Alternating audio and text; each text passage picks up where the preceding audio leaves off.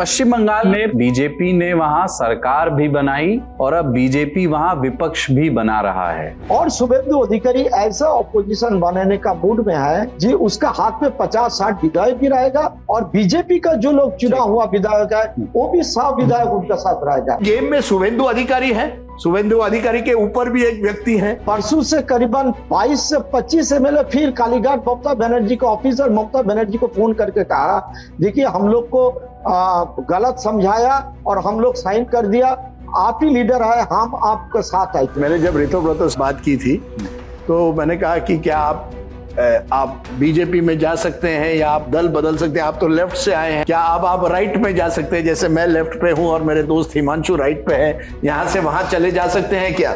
तो उन्होंने कहा देखिए मेरी बात साफ है, मैं कुछ भी कर सकता हूं लेकिन गोडसे की जय और सावरकर की जय करने वाले पार्टी से जुड़ नहीं सकता। राजनीति में कौन कब कहां चला जाए इसका कोई पैरामीटर नहीं है। जो नेता कहता है वो करता नहीं है, जो कहता नहीं है वही करता है। मोहम्मद सलीम ये कह रहे हैं कि ऋतु का मतलब होता है मौसम, हर मौसम के व्यक्ति रहे हैं ऋतुव्रत। यही ऋतुव्रत बनर्जी अमित मित्र का धोती खोल दिया था, उसका पास आईपैड था, आईफोन था, वो मोपा पेन था, वो जिंदगी का एक भोगी टाइप का है जो बंगाली कम्युनिस्ट वाले सीपीएम वाले का लाइफस्टाइल अब देखिएगा बहुत सिंपल, लेकिन ऋतुव्रत का था नहीं। 58 विधायक जिन्होंने ऋतुव्रत बनर्जी को एलओपी बनाने के लिए दस्तखत किए हैं, उन 58 में से 17 विधायक मुस्लिम। खोखे में कोई हिंदू नहीं होता, कोई मुस्लिम नहीं होता, खोखे खोखे होते हैं। जब ममता बनर्जी धर्मशाला में धरना दे रहे थे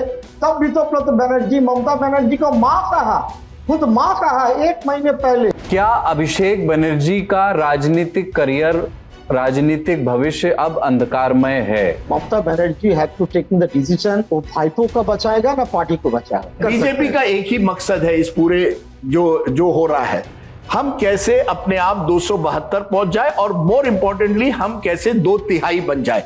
एक बार आप 2/3 बन जाएंगे लोकसभा में तो आप 1 नेशन 1 इलेक्शन, डिलिमिटेशन, जितने भी कंट्रोवर्शियल लेजिस्लेशंस है अगले 2 साल में लाएंगे। अगर आपके स्टूडियो में आज ईडी आ जाए तो वो आएगी मेरे टेबल पर, उस तरफ नहीं जाने वाली। अगर ईडी आए तो यही आने वाली है। Brought to you by Sharda University, where the software engineer meets the gifted content writer. The world comes together at Sharda University. हर सत्ता एक किला बनाती है, बाहर से वो मजबूत दिखता है लेकिन दरारें हमेशा अंदर से ही शुरू होती हैं। पश्चिम बंगाल में ममता बनर्जी के किले में आज वही दरारें चर्चा में हैं, वही दरारें उभर आई हैं। प्रदेश विधानसभा में नेता विपक्ष की कुर्सी बागी विधायक के पास जाना सिर्फ एक पद की हार नहीं है, एक संकेत है। अब खबर है कि उनके कुछ सांसद भी बागी खेमे के संपर्क में हैं। ऋतुव्रत बनर्जी का उभार याद दिलाता है कि राजनीति में निष्ठा कोई स्थायी संपत्ति नहीं है, रोज सुबह रिन्यू होने वाला समझौता है। बीजेपी इस पूरे खेल में दर्शक है या निर्देशक, ये भी बड़ा सवाल है। और ममता बनर्जी के सामने शायद सबसे कठिन धर्म संकट है कि वो भतीजे को बचाएं या पार्टी को। उधर दिल्ली में पवन खेड़ा की तपस्या पूरी हो गई है, राज्यसभा का टिकट मिला उनको और सड़क पर कॉकरोच जनता पार्टी का प्रदर्शन सरकार से वही पुराना सवाल संभवतः पूछेगा कि विरोध को कुचल दिया जाए या उसकी भाप को निकलने दिया जाए। मैं हूं कुलदीप मिश्र और चलिए शुरू करते हैं लल्लन टॉप का वीकली पॉलिटिकल शो नेता नगरी। तो नेता नगरी के इस सत्र में हमारे साथ मेहमान हैं मेरी बाईं ओर इस बार राजदीप सरदेसाई। ये बहुत समय के बाद नेता नगरी में हुआ है कि ज्यादातर मेहमान स्टूडियो में मौजूद हैं, तो इसलिए मैं परिचय मेरी बाईं और मेरी दाईं ओर करके कराऊंगा। मेरी बाईं ओर Rajdeep Sardesai, consulting editor, India Today TV, नेता नगरी के स्थायी स्तंभ, हाल ही में लंदन से लौटे हैं तो वहां के अच्छे AQI की चमक चेहरे पर आ रही है। मेरे दाईं ओर पंकज झा जी हैं, आप पॉलिटिकल एडिटर हैं दी लल्लन टॉप, और एक्सट्रीम राइट में सबसे दाईं ओर Himanshu Mishra, executive editor India Today group. हमारे साथ ऑनलाइन भी एक हमारे मेहमान जुड़े हैं, प्रसून आचार्य जी, पश्चिम बंगाल से जुड़े विषयों पर आप उन्हें नेता नगरी में सुनते रहे हैं, सीनियर जर्नलिस्ट हैं। पश्चिम बंगाल में पिछले दिनों ऐसा हुआ कि किसी ने मजाक में ये कहा कि बीजेपी ने वहां सरकार भी बनाई और अब बीजेपी वहां विपक्ष भी बना रहा है, जिस तरह की परिस्थिति है। क्योंकि ममता बनर्जी के लिए एक किस्म की, उनकी इतने बड़े राजनीतिक करियर के लिए जाहिर है एक एम्बैरेसिंग सिचुएशन है कि उनकी ओर से एक्सपेल किए गए एक विधायक को लीडर ऑफ अपोजिशन चुन लिया है उनकी ही पार्टी के विधायकों ने, और उसके बाद जिस तरह के बयान आए। प्रसून जी, अभी टीएमसी में क्या क्या गड़बड़ है? अभी तो ये विधायकों की बात हुई, अभी हम इस पे और विस्तार से आगे बात करेंगे अंदर की कहानी पर, लेकिन अभी ये खबर भी आ रही है कि कुछ सांसद भी संपर्क में हैं जो पाला बदल सकते हैं। तो अगर आप पॉइंटर्स में सबसे पहले ये बता दें, बातचीत के लिए अच्छी एक भूमिका बन जाएगी, क्या क्या साहब गड़बड़ हो गया है टीएमसी के लिए? ये विधायक चले गए दूसरे खेमे में जिन्होंने एक तरह से ममता का आदेश नहीं माना, इतने सांसद माने जा रहे हैं कि उनके संपर्क में हैं, इतने लोग राज्यसभा से ऑलरेडी इस्तीफा दे चुके हैं, क्या क्या हो चुका है?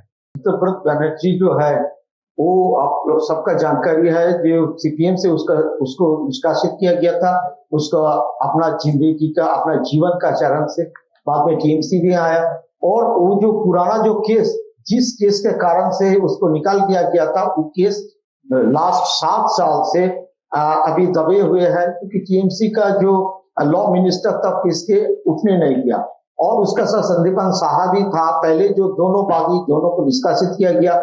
उसका पिताजी का खिलाफ प्रॉपर्टी का साथ जुड़ा हुआ था, और कुछ करप्शन चार्ज भी है, जमीन का चार्ज भी है, तो दोनों का खिलाफ चार्ज ऐसा था जो खाता खोलने वाला ही था, और धमकियां भी आ रहे थे, मेरा पास खबर भी है। तो तुरंत दोनों साइड चेंज कर लिया, एक तो पिताजी को बचाने के लिए, एक दूसरा खुद को बचाने के लिए। और इसके बाद आप लंबा एक कतार देखिएगा, जावेद खान जो मंत्री भी थे, उनका इलाका जो है कस्बा तिलजला, बहुत सारे मकान वहाँ इलीगल बताया जा रहा है, और जावेद खान करीबन 25-30 साल का वहाँ का विधायक, 15 साल का विधायक है, पहले वो कॉर्पोरेटर था, काउंसिलर था, उसका वाइफ भी थी, अभी उसका बेटा भी है। तो जितना भी इलीगल मकान बन चुके हैं, जितना भी है, और तृणमूल का जो ऑफिशियल बिल्डिंग है वो भी जावेद खान का जमीन का ऊपर ही, जावेद खान का देता हुआ जमीन का ऊपर ही बना हुआ है, जहां लाल के अडवाणी भी आए थे। तो समझो गई है, जावेद जब ये तिलजला तुस्तिया में घर में बुलडोजर चला, तब जावेद खान का ऊपर आरोप आए, जो जितना इलीगल बिल्डिंग बन चुके हैं उसमें जावेद खान या उसका बेटा, किसी का हाथ है। शुभेंदु अधिकारी स्पष्ट रूप से कहा 90 से ज्यादा प्रॉपर्टी उनका है, और हम लोग सब इसको ब्यौरा लेंगे, और कौन लीगल है कौन इलीगल है। फिर जावेद खान बताया तो 94 नहीं, उससे ज्यादा 100 का प्रॉपर्टी ऊपर है। तो आप समझ ले सकते हैं उसको 100 माने कितना करोड़ का प्रॉपर्टी है, 100 करोड़, 500 करोड़, 700 करोड़, हमको पता नहीं है। लेकिन अभी मेरा याद हो रहा है, मैं जब जावेद खान पहले बार कॉर्पोरेट चुने गया था और निर्दलीय भूमिका से करीबन 25-30 साल पहले, तब तो जावेद खान का पता नहीं था। मैं उसके साथ मिलने गया था, और जैसा अमिताभ बच्चन या शाहरुख खान का फिल्म में दिखाता है, कोई बंद दरवाजा पीछे से स्विच से खुल जाता है, और एक कुर्सी, मतलब शेर वाला कुर्सी से एक राजा बैठे रहता है कि डॉन बैठ रहता है, ऐसा ही जावेद खान के साथ मिला था। एक बंद दरवाजा अचानक घूम गया 180 डिग्री, और जावेद खान उसके सामने दिखाई दिया। तो 25-30 साल पहले भी है, ऐसा ही उसका प्रॉपर्टी है, उसको रिसोर्ट भी है। तो प्रॉपर्टी बचाने का चक्कर इन लोग का तो है, और इसका साथ जो अखरुज जमान है, उसका पत्नी भी वहाँ डिस्ट्रिक्ट पंचायत में है, उसका भाई का भी डिस्ट्रिक्ट पंचायत में है, काफी प्रॉपर्टी बन चुके हैं। तो ऐसे सुनाई दे रहा है हर जिसको प्रॉपर्टी है। और देखिए पॉलिटिकल लोग, टीएमसी में तो करप्शन हुआ ही था, और डिस्प्रोपोर्शनेट एसेट सब लोग बना चुके हैं। कितना बनाएगा? 20-25 बना, और बाकी जो है खुद ममता बनर्जी भी कहा, और खुल के अपना फेसबुक लाइव में, और हम लोग का भी जानकारी है, सबका घर में लोकल जो सीआईडी लोकल पुलिस जा चुके थे। चूंकि शुभेंदु अधिकारी ने कहा 2001 और इसका पहले वाला जिसका नाम पे जो केस है हम उसको खुलेगा, तो जब था इसको अरेस्ट होने का, प्रॉपर्टी बचाने का चक्कर में। और ममता बनर्जी का जो भाई है, भाईपो है अभिषेक बनर्जी, वो खुद के दल ऐसे करके बनाया था, उसका हाथ में दल था, लेकिन कॉर्पोरेट ढंग से एबी ऑफिस मतलब कैमाक्स में अभिषेक बनर्जी का ऑफिस और दूसरे जगह आईपैक का ऑफिस से चलता था। ममता बनर्जी को हम पिछले 38-40 साल से जानती है, लेकिन ममता बनर्जी हर ब्लॉक का लीडर को जानते हैं, हर विधायक को जानते थे, लेकिन पिछले 5-6 साल से उसका डायरेक्ट संपर्क कोई था नहीं, चाहे विधायक हो चाहे सांसद हो, सब एबी ऑफिस मतलब अभिषेक बनर्जी का ऑफिस कैमाक्स स्ट्रीट और आईपैक का प्रतीक जैन का ऑफिस के साथ संपर्क रखते थे। तो इसीलिए इतना बगावत हो गया। ममता बनर्जी का बाद में पता चला, जब पता चला तो अभी वो क्राइसिस मैनेजमेंट में आया, लेकिन उसका पास क्राइसिस मैनेजर भी था नहीं कोई। मुकुल रॉय एक जमाना में क्राइसिस मैनेजर हुआ करते थे। मुकुल रॉय तो अभी भाजपा में चला गया, उसके बाद उसका टीएमसी आया, लेकिन उसका मौत हो चुके हैं। पार्थो चटर्जी एक जमाना में क्राइसिस मैनेजर भी थे, लेकिन उसका बहुत करोड़ रुपया बरामद हुआ। उसका अपना घर से एजुकेशन मिनिस्टर भी था और बहुत दिन जेल जा चुके थे, अभी वो जमानत पे है, लेकिन कोई क्राइसिस मैनेजर भी नहीं है। तो ममता बनर्जी, मेरा पास खबर ऐसा है, तो सबको फोन लगा रहा है और इवन वो सोच नहीं सकते थे उसको संसदीय दल टूट सकते हैं, लेकिन संसदीय दल का देखिए कोई इडियोलॉजिकल ग्राउंड से टीएमसी में आया नहीं। चाहे रचना बनर्जी हो, चाहे जून मलिया हो, चाहे शताब्दी रॉय हो, चाहे बाकी जो फिल्म स्टार देव हो, जितना फिल्म स्टार को लेके आए थे वो सब ऐसे ममता बनर्जी का नाम और फोटो से जीता था। किसी का कोई इडियोलॉजिकल बेस था ही नहीं। तो जिसका पास इडियोलॉजिकल बेस है, जैसा महुआ मोइत्रो, किसी प्रकार से नहीं जाएगा, लिख लीजिए, क्योंकि इडियोलॉजिकल ग्राउंड से वो जुड़ा हुआ है टीएमसी का साथ, लेकिन बाकी लोग तो कोई इडियोलॉजिकल ग्राउंड पे है नहीं। और काकली को दोस्तीदार वो उस पहले 40 साल से ममता बनर्जी के साथ जुड़ा हुआ है, लेकिन बहुत सारे लोग नहीं जानता है। उसका परिवार का एक बिजनेस है, इनफर्टिलिटी क्लिनिक वाला बिजनेस, जो आईवीएफ में बच्चा पैदा करता है, टेस्ट ट्यूब बेबी करता है। और ममता बनर्जी क्या किया था, एसएसकेएम जो हॉस्पिटल है, एसएसकेएम हॉस्पिटल में एक आईवीएफ यूनिट खोला था और IVF unit PPP model, public private model में चला रहा है।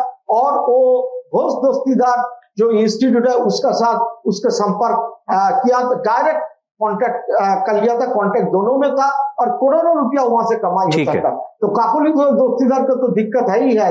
अगर नया सरकार आया वो कॉन्टेक्ट छीन जाएगा तो क्या होगा उसका बिजनेस का। ठीक है पंकज जी, मोटा मोटी जिस ओर प्रसून जी इशारा कर रहे हैं वो ये कह रहे हैं कि अपनी प्रॉपर्टी बचाने, अपनी संपत्ति बचाने, अपने भूतपूर्व भ्रष्टाचार को छिपाने या उसकी कार्रवाई से बचने के लिए ये दल बदल, या दल बदल नहीं भी हुआ है तो पार्टी सुप्रीमो के आदेश की अवहेलना तो हो ही रही है, ये हो रहा है। इसके अलावा भी कोई फैक्टर है क्या? क्या इसमें कई लोग अपॉर्चुनिटी भी देख रहे हैं, क्योंकि ममता बनर्जी और उससे भी अधिक अभिषेक बनर्जी एक वीक पोजीशन में है इस समय, और बाद के दौर में अभिषेक बनर्जी का जो पार्टी पर कब्जा बढ़ा है, उनके वो एक तरह से उत्तराधिकारी जैसे ही घोषित कर दिए गए, लगभग उनके हाथ में कमान दे दी गई। क्या ये इस बात का मौका है कि ममता बनर्जी तो नेता के तौर पर हमें स्वीकार रहे हैं, पर अभिषेक बनर्जी जिस तरह से पार्टी को चला रहे हैं वो हमें स्वीकार नहीं? ये भी फैक्टर है, या ये वाला फैक्टर अधिक है कि धन संपत्ति पैसा बचा लिया जाए, कार्रवाई एजेंसियों की कार्रवाई से बचा जाए? एजेंसियों की कार्रवाई से बचना तो एक प्रमुख कारण है, इसमें कोई दो राय नहीं है। लेकिन अगर हम सिर्फ विधायकों की बात करें तो इनमें से कई ऐसे विधायक हैं जिनके खिलाफ कोई मुकदमा नहीं है, उनका कोई बिजनेस नहीं है। तो ये कहना कि सिर्फ ये पुलिस मुकदमा और एजेंसीज के कोभाजन से बचने के लिए ये सब भगदड़ मचाए हुए हैं और सब बीजेपी की तरफ जा रहे हैं। देखिए, विधायकों के लिए तो बीजेपी ने साफ साफ कह दिया है, वो श्रमिक भट्टाचार्य का भी बयान है कि भाई किसी विधायक की कोई जरूरत नहीं, वो किसी को नहीं लेना है। रही बात जो लोकसभा और राज्यसभा सांसदों की, कोई बात आज की नहीं है। 2021 में भी कुछ डिसेंटिंग वॉइस आए थे, लेकिन चूंकि ममता बनर्जी की सरकार बन गई तो वे सारे वॉइसेस खत्म हो गए। सुखेंदु शेखर रॉय जो हैं वो कोई आज से थोड़े कह रहे हैं, ये तो 9 महीना 10 महीना पहले से कह रहे हैं। उन्होंने आरजी कर्क वाले मामले में स्टैंड लिया था, उन्होंने कहा था ममता बनर्जी का स्टैंड गलत है। उन्होंने दिल्ली में भी अपने घर पे प्रदर्शन किया था, कोलकाता में भी अपने घर पे प्रदर्शन किया था, बाद में उनसे माफी मंगवाई गई, फिर उनको पार्टी फोल्ड में एक तरीके से मिनिस्ट्री में लाया गया। कोई आज की नई बात नहीं है, बहुत सारे वजह हैं। एक बात ये भी है कि सबको लगता है कि अब ममता बनर्जी ताकत नहीं बच रही, तो सब अपने अपने सहूलियत के हिसाब से देख रहे हैं कि जहां सोने पे सुहागा मिलने वाला, अच्छा मिलने वाला, वो चले जाएंगे। एक वजह तो एजेंसी वाली भी, दूसरी वजह अपना अपना भविष्य दिख रहा है। अभी जो जानकारी मिल रही है उसमें ये है कि कुछ सांसदों की एक लिस्ट बीजेपी के पास है, जो मैंने कहा भी कि सुनील बंसल जिनके पास मैंने वो लिस्ट देखी थी, राज्यसभा के भी थे, लोकसभा के देखी वो लिस्ट? हाँ, हमने वो लिस्ट। कितने सांसदों की लिस्ट? वो ये बात तो 4 दिन पुरानी है जब उनके पास 11 सांसदों की लिस्ट थी, राज्यसभा और लोकसभा टीएमसी के दोनों के मिलाकर। ये वो हैं जो आ चुके हैं खेमे में, या जिनको नहीं, जो लोग लाना है? आने को उत्सुक हैं, अच्छा। किसी न किसी जरिए से वो बात मतलब फिलर्स दे रहे हैं। आज भी बीजेपी में रहे, हाँ, जो कभी बीजेपी में रहे हों, हाँ, वैसे भी लोग हैं और बीजेपी में रहे, अपना अपना एक सोर्स लोग देख रहे हैं, किसी तरीके से मतलब पहुंच रहा बात जैसे एक विधायक। पर आज आप 9 बता रहे हैं, खैर 4 दिन पुरानी बता रहे हैं, आज की आप हेडलाइन देखें, गूगल कीजिए अभी इस वक्त जब हम रिकॉर्ड कर रहे हैं, तो 22-23 सांसदों की खबरें चल रही हैं। अभी जब मैं आपसे बात अभी जब मैं आपसे बात कर रहा हूं तभी एक बैठक बीजेपी हेडक्वार्टर में खत्म हुई, जहां भूपेंद्र यादव भी थे और शुभेंदु अधिकारी जो बंगाल के सीएम है वो भी थे, सुनील बंसल भी थे। वहां ये पूछा गया कि भाई जो लंबी चौड़ी बैठक हो रही है, क्योंकि मीडिया में चल रहा है कि करीब 2 दर्जन सांसद जो हैं वो बीजेपी आ सकते हैं और सब इसको जोड़ रहे हैं, वो डीलिमिटेशन वाली जो बिल को फिर से लाने की तैयारी हो रही, तो उस हिसाब से मैजिक नंबर की जुगाड़ तो करेगी ना बीजेपी। तो सुनील बंसल ने उन सबसे कहा कि भाई ये पोर्टफोलियो को लेकर के बैठक हो रही है, जो अभी मंत्रालयों का बंटवारा नहीं हुआ बंगाल में, सारी चीजें बताई नहीं जाती है, लेकिन ये बात जरूर है कि एक विंडो खोल कर रखा गया है लोकसभा के सांसदों को लेकर भी और राज्यसभा के सांसदों को। राज्यसभा की स्ट्रेटजी ये है कि 13 जो सांसद हैं उनमें से 9 का जुगाड़ हो जाए, तो फिर बात बन जाएगी, जैसे आम आदमी पार्टी के मामले में हुआ। तो वो जो आप लिस्ट देखे थे, आपकी तो स्मृति अच्छी है, मुझे एक आध नाम याद है अभी आपको? नहीं, मैं नाम नहीं लेना चाहता, नहीं लेना नहीं चाहते, जब तक औपचारिक ना हो, और डेंजर जोन में चले जाएंगे। तो वैसे भी कहा टोटल लोकसभा राज्यसभा मिला के दोनों मिला के 11, दोनों मिला के तो 9 तो राज्यसभा में चाहिए और 22 जो है वो लोकसभा में चाहिए। 28 है राज्यसभा में, तो 21 है लोकसभा में है। लोकसभा में 28 है, आपको 19 चाहिए 2/3 बनाने की। 2/3 के साथ आप कर सकते हैं और अंडर द रूल्स आपको मर्ज करना पड़ता है। जो शिवसेना की जो वर्डिक्ट हुई थी सुप्रीम कोर्ट की, एक तो होता है कि आप 2/3 हो, उसके बाद आप उसे मर्ज कर दे। लेकिन जो मेरी जानकारी है उसके मुताबिक, और मैं इसमें पहले ही कर दूं, मेरी पत्नी जो है वो राज्यसभा की सांसद है, तो मैं साफ आपको कह दूं कि मुझे जो जानकारी है उनसे नहीं मिली, लेकिन मैंने अभी आपके शो के पहले, क्योंकि मुझे याद आया कि आप ये जरूर पूछेंगे कि कितने सांसद है। काकोली घोष दस्तीदार ने बीजेपी आला कमान को आश्वासन दिया है कि मेरे और उनसे जब बैठक हुई 14 या 15 मैक्सिमम इस समय थे, 13 ऐसे हैं इस समय, जिसमें कुछ पहले भाजपा में भी थे जो नहीं जाएंगे। ये आप लोकसभा बात कर रहे हैं? लोकसभा 28 में से ऐसे 13 है जो नहीं जाएंगे, ये अभी की हालत है। 15 जो है वो तैयार है, आपको फिर वो 15 को 18-19 बनाना है ताकि 2/3 बहुमत हो। अब वो क्या अगले 2-3 दिन में होता है वो अलग बात है। राज्यसभा में ऐसे 7 हैं जो नहीं जाएंगे, आपके पास मैक्सिमम 6 हैं, जिसमें 2-3 रिजाइन करना चाहते, वो जाना भी नहीं चाहते, वो छोड़ना चाहते हैं, पॉलिटिक्स एक तरह से छोड़ना चाहते हैं। दोनों हाउस में कुछ ऐसे लोग हैं, जैसे अभी भी प्रसून जी ने कहा, जो एक्टर हैं या सेलिब्रिटी हैं, उनको लगता है कि यार किसी भी पार्टी से जाने से हमें कोई फायदा नहीं होगा, हम छोड़ देते हैं ताकि हम एक तरह से एक नई जिंदगी जिए। एक ऐसे गुट है। कुछ है जिनकी महत्वाकांक्षा है कि अगर हम चले जाएं, वहां हमें कुछ मंत्रालय मिले या कुछ और मिले। मैं अब यहां नहीं बोलना चाहता कि क्या क्या आंकड़ों की बात की जाती है, लेकिन उसकी भी बात की, जैसे शिवसेना के बारे में खोखे की राजनीति की बात की जा रही थी, यहां भी वो उस तरह की बात हुई है। 2 लोग, एक पुराने मंत्री और जो अभी लोकसभा में है, एक यंग, जिसे यंग पुराने मंत्री मैं कहूंगा, और एक एमपी जो अक्सर हेडलाइंस में होते हैं, बैक बेंचर समझे जाते हैं, उन्होंने संपर्क किया है लोकसभा के टीएमसी सांसदों से। और काकोली घोष दस्तीदार एक इंटरमीडिएरी एक तरह से बन गई है, जिस तरह से सुखेंदु शेखर रे राज्यसभा में है। लेकिन कुल मिलाकर इस समय जिस तरह से अभी पंकज जी ने जो आंकड़े दिए, उसके इर्द गिर्द इस समय थे 11 से 15 दोनों मिलाकर राज्यसभा और लोकसभा के थे। लेकिन आप जानते हैं जिस तरह से राजनीति बदलती है, कितने जल्दी 3-4 सांसदों को अपनी तरफ करना मुश्किल नहीं हो सकता है, क्योंकि अलग अलग लोगों की अलग अलग चाहत है। आज प्रसून जी के देखिए, कुछ लोग हैं जो प्रोटेक्शन चाहते हैं, जावेद जी का उन्होंने खास उदाहरण दिया, इनकी प्रॉपर्टीज है, इनकी संपत्ति है, वो प्रोटेक्शन चाहते हैं।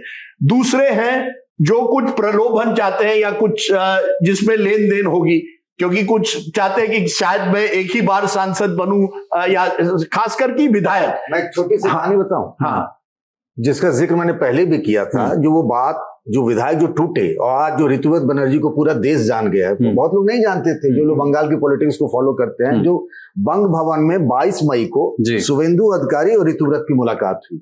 उसको माना भी है उन्होंने कि मुलाकात कुछ पत्रकारों को लंच पे बुलाया गया था। तो जब मुलाकात हो गई तो मैं यूं ही था, मैं उनसे सवाल जवाब नहीं कर रहा था, मैं मूक दर्शक था। कुछ बंगाली पत्रकार जो उनसे बातचीत कर रहे थे, भाई यहाँ और सबके सामने में, कैमरे के सामने में क्यों मिल रहे हो भाई, आप टीएमसी के हो और वो बंगाल के चीफ मिनिस्टर ने बोला हमारा काम धंधा भी है ना, जो बांग्ला में उन्होंने बोला, इतने से हमारा वो कम से कम अभी तो बचा रहेगा।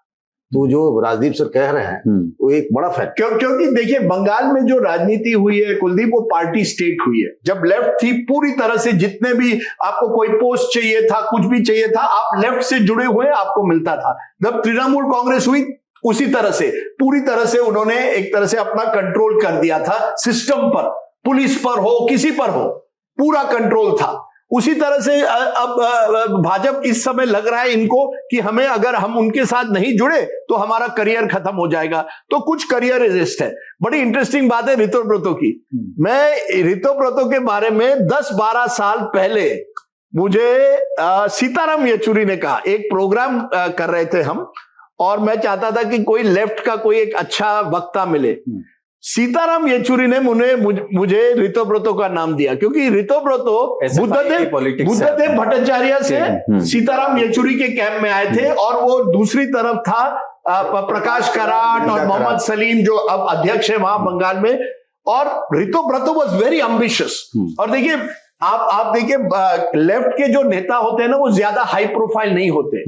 Ritabrata wanted to be high profile. अब आप देखिए, जब वो नहीं और जब उन पर कार्रवाई होती है, हमारे पास तो है, जब उन पर कार्रवाई होती है, वो तृणमूल कांग्रेस में किसके जरिए आते हैं? अभिषेक बनर्जी। अभिषेक बनर्जी को लगा यार कोई युवा है, वो उसको ट्रेड यूनियन का भी हेड बनाया गया, ही डायनामिक, उनको राज्यसभा लाया गया। ये सब अभिषेक देखिए, आज की तारीख में कुछ ऐसे भी हैं जो पुराने हैं, जैसे सुखेंदु शेखर है, उनको लगता है अभिषेक बनर्जी कौन है हमें इंस्ट्रक्शन देने, या आईपैक कौन है। तो एक गुट है जिनको लगता है अब ममता बनर्जी वो ममता बनर्जी नहीं रही है जो हमारी पुरानी नेता हुआ करती थी, अब ये लोग सब आईपैक और अभिषेक बनर्जी डिक्टेट करते हैं। शुभेंदु अधिकारी क्यों गए, छोड़कर गए? Because of Abhishek Banerjee.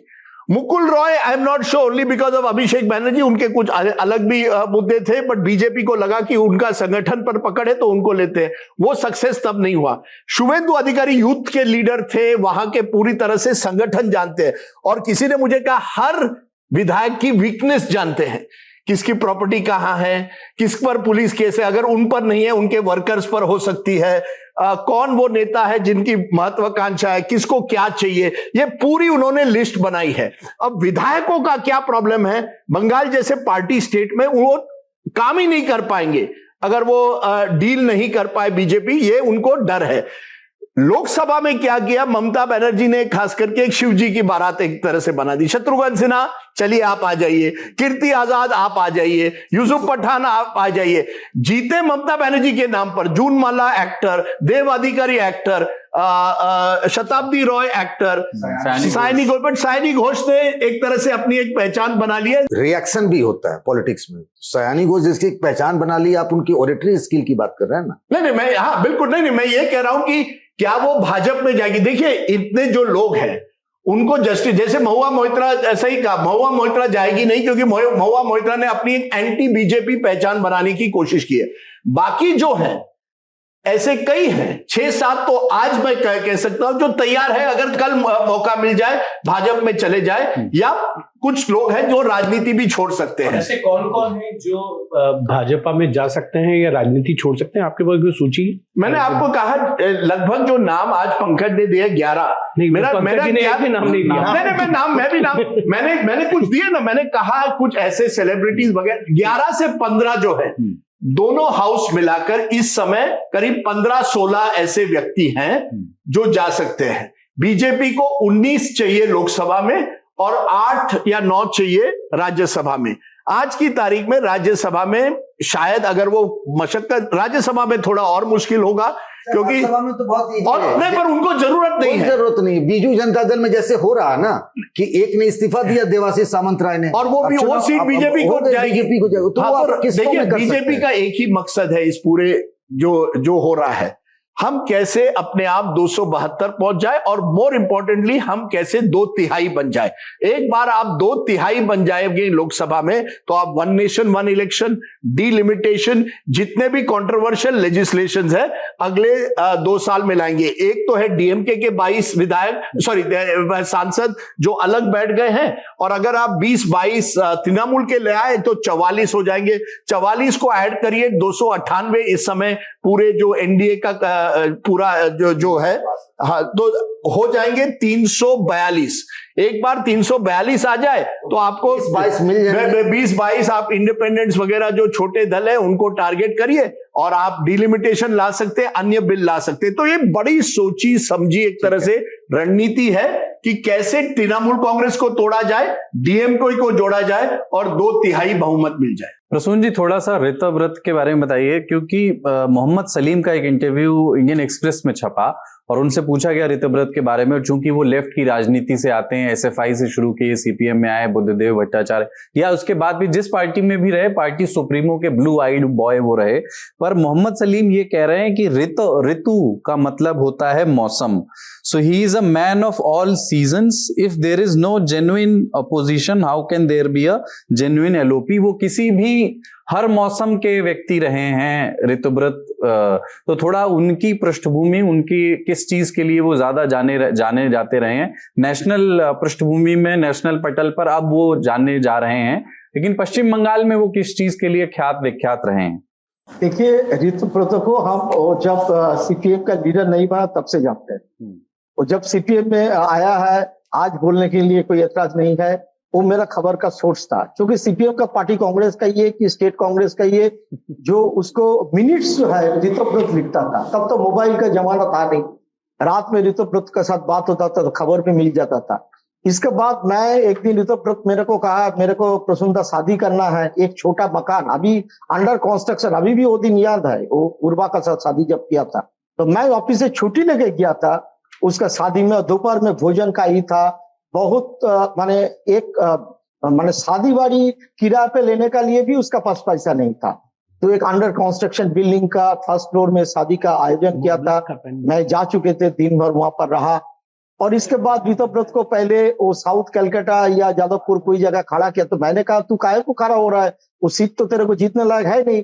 तो कहा देखिए प्रसूनदा, ऐसा है हमको जो पार्टी को हर चीज को हाँ बोलना है, हाँ नहीं बोलेगा तो आगे नहीं बढ़ पाएगा। तो चुनाव हार गया। इसके बाद बुद्धदेव, लेकिन उसका एक चीज है, साउथ पॉइंट स्कूल में पढ़ती थी तो वो शेक्सपियर को भी बोल सकता है, माइकल मधुसूदन दत्त का भी आवृत्ति करता है, रविंद्रनाथ टैगोर का भी आवृत्ति करता है। उसका जो मेमोरी वाला चिप है ब्रेन में और बहुत अच्छा है, तो वो रिसाइट बहुत अच्छा करते हैं और पढ़ते भी है, ऐसा नहीं है पढ़ते नहीं है।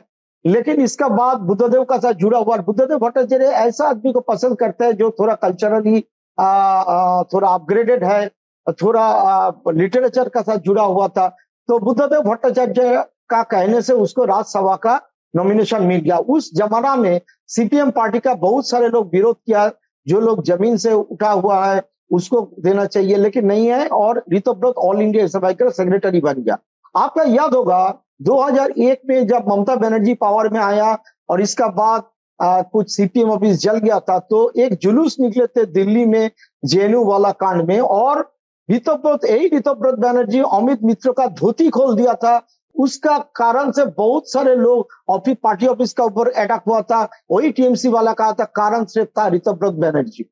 और जैसे अभी जो है प्रसन्नजीत बासु चाहे जी को, जो लोग प्रणब मुखर्जी को प्रेसिडेंट समर्थन के लिए सीपीएम में विरोध किया था, उसको जेएनयू से स्टूडेंट यूनियन से जब निकाल दिया गया था, ऋतव्रत समर्थन किया था, वो पार्टी लाइन पे था। तब वो बहुत बड़ा एकदम सीताराम येचुरी का ब्लू आइड बॉय था। Sitaram Yechury PD People's Democracy का जो ये करता था, जो जिसको जो एडिटिंग करता था, ज्यादा कम तो ऋतव्रत ही करता था। खुद येचुरी मेरे को कहा, और येचुरी कहाँ है, नहीं है, क्या कर रहा है, नहीं है, हर टाइम ऋतव्रत का पास था। तब उसका पास आईपैड था, आईफोन था, वो मोपा पेन था। वो जिंदगी का एक भोगी टाइप का है, जो बंगाली कम्युनिस्ट वाले सीपीएम वाले का लाइफस्टाइल अब देखिएगा, बहुत सिंपल, लेकिन ऋतव्रत का था नहीं। महंगा पेन और घड़ी की तस्वीरें अभी सोशल मीडिया पर बहुत वायरल भी हो रही हैं। लेकिन एक चीज बताइएगा प्रसून जी,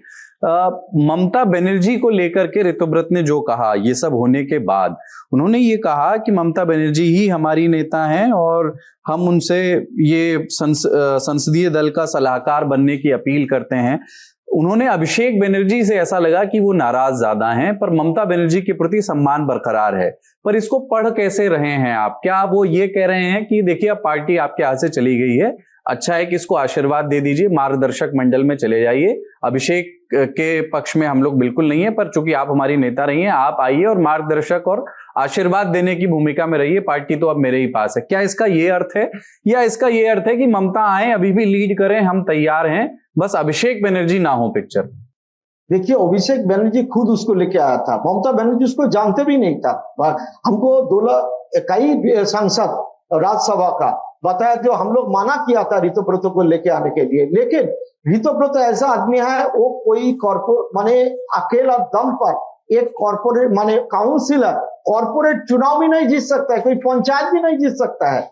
वो हवा पे चलता है। और पीछे से पहले 1 महीने पहले जब ममता बनर्जी धर्मशाला में धरना दे रहे थे, तब ऋतव्रत बनर्जी ममता बनर्जी को मां कहा, खुद मां कहा 1 महीने पहले।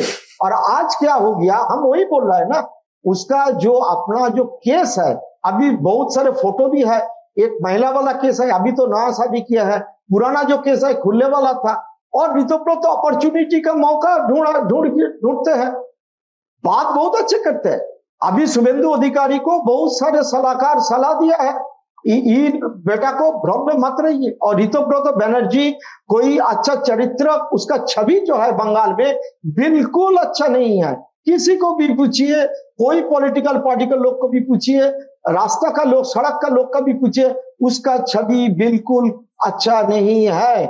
लेकिन वही आदमी को बनाया गया, क्योंकि उसका पास कोई जन समर्थन जो है, एक वही ना बोला, कोई पंचायत चुनाव खुद नहीं जीत सकता है। संदीपन साहा नहीं तो फिर 58 विधायकों ने उनके नाम के आगे वो हस्ताक्षर क्यों कर दिए टीएमसी के? भाई अगर मान लीजिए उनको नहीं चुनना था शोभन देव भट्टाचार्य को, जिनको ममता बनर्जी ने कहा कि ये एलओपी होंगे हमारी तरफ से, कोई और नाम भी, ज्यादा अनुभवी नाम भी हो सकता था, बट ऋतव्रत के नाम के आगे 58 हस्ताक्षर हुए।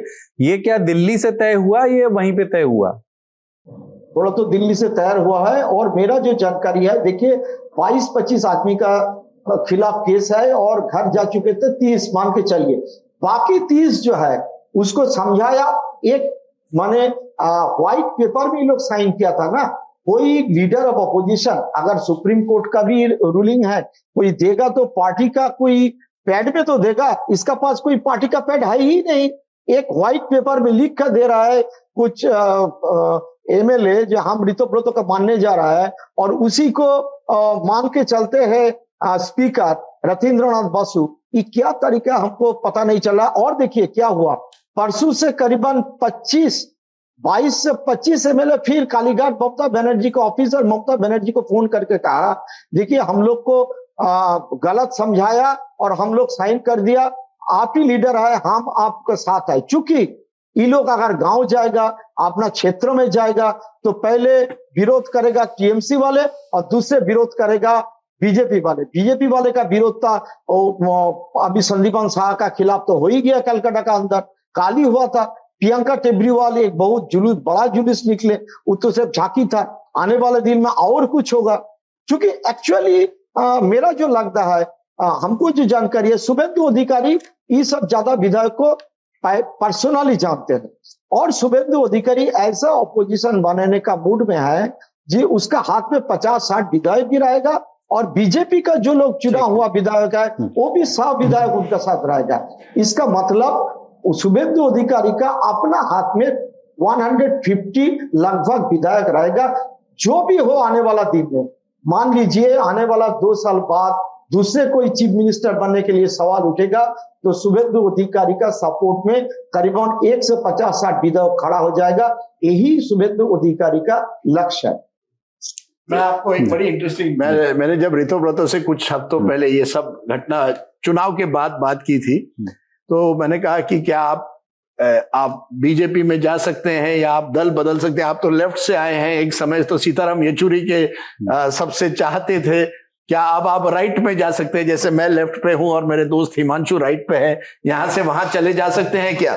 तो उन्होंने कहा देखिए मेरी बात साफ है, मैं कुछ भी कर सकता हूं, लेकिन गोडसे की जय और सावरकर की जय करने वाले पार्टी से जुड़ नहीं सकता।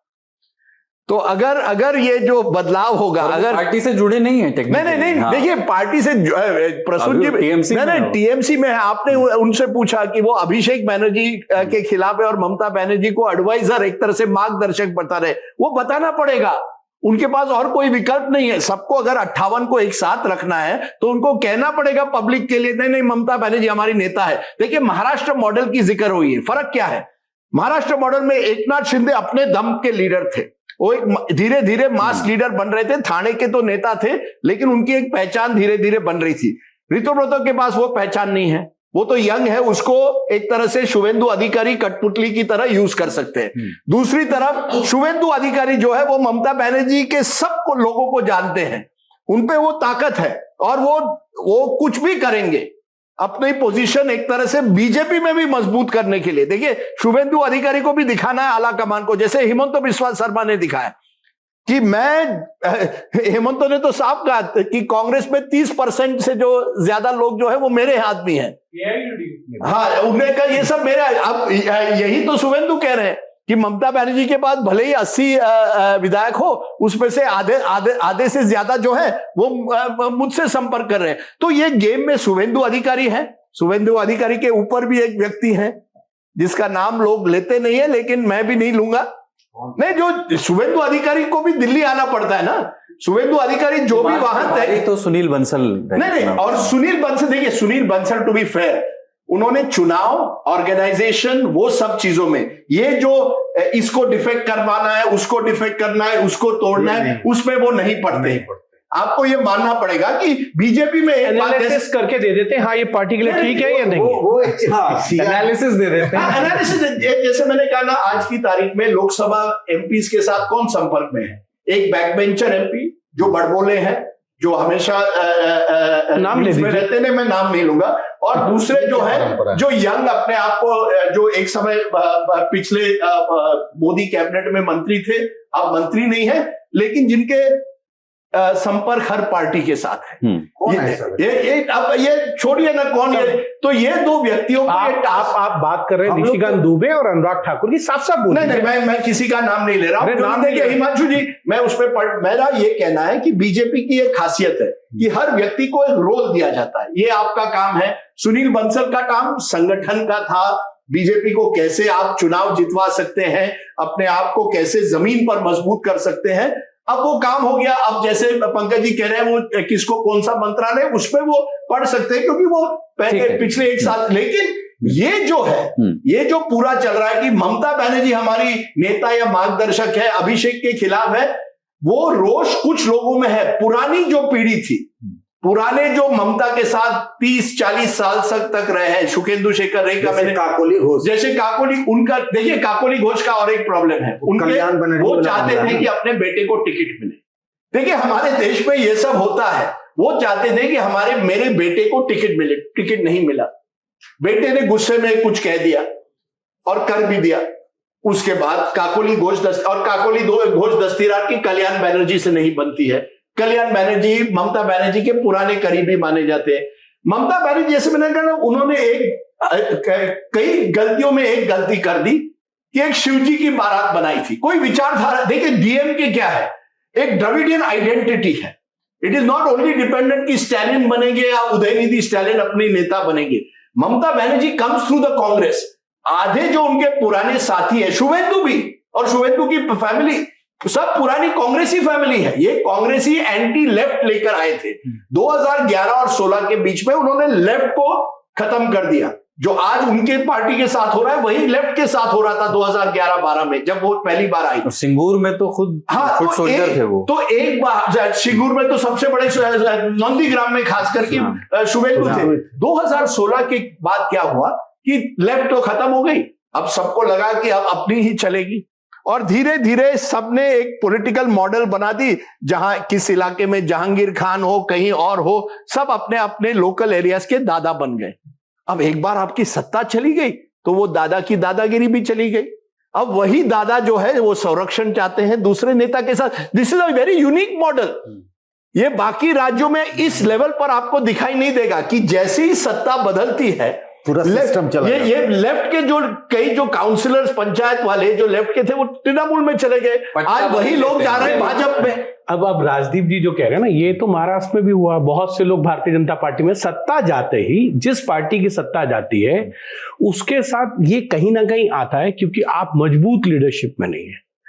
आपने जिसका जिक्र अभी राजदीप कर रहे थे, अगर आप देखेंगे तो पार्टी का एक व्हाट्सएप ग्रुप है, उसमें कल्याण बनर्जी ने एक पार्टी की सांसद के बारे में बहुत भला बुरा कहा था, और वो सामने आया। डेरेक ओब्रायन जिस तरीके से पार्टी के सांसदों को ट्रीट करते हैं, उसकी कंप्लेन कई बार हुआ है। तो ये गुस्सा जो है, जब तक खुलकर सामने नहीं आ रहा था, जब तक आप चुनाव हारे नहीं थे।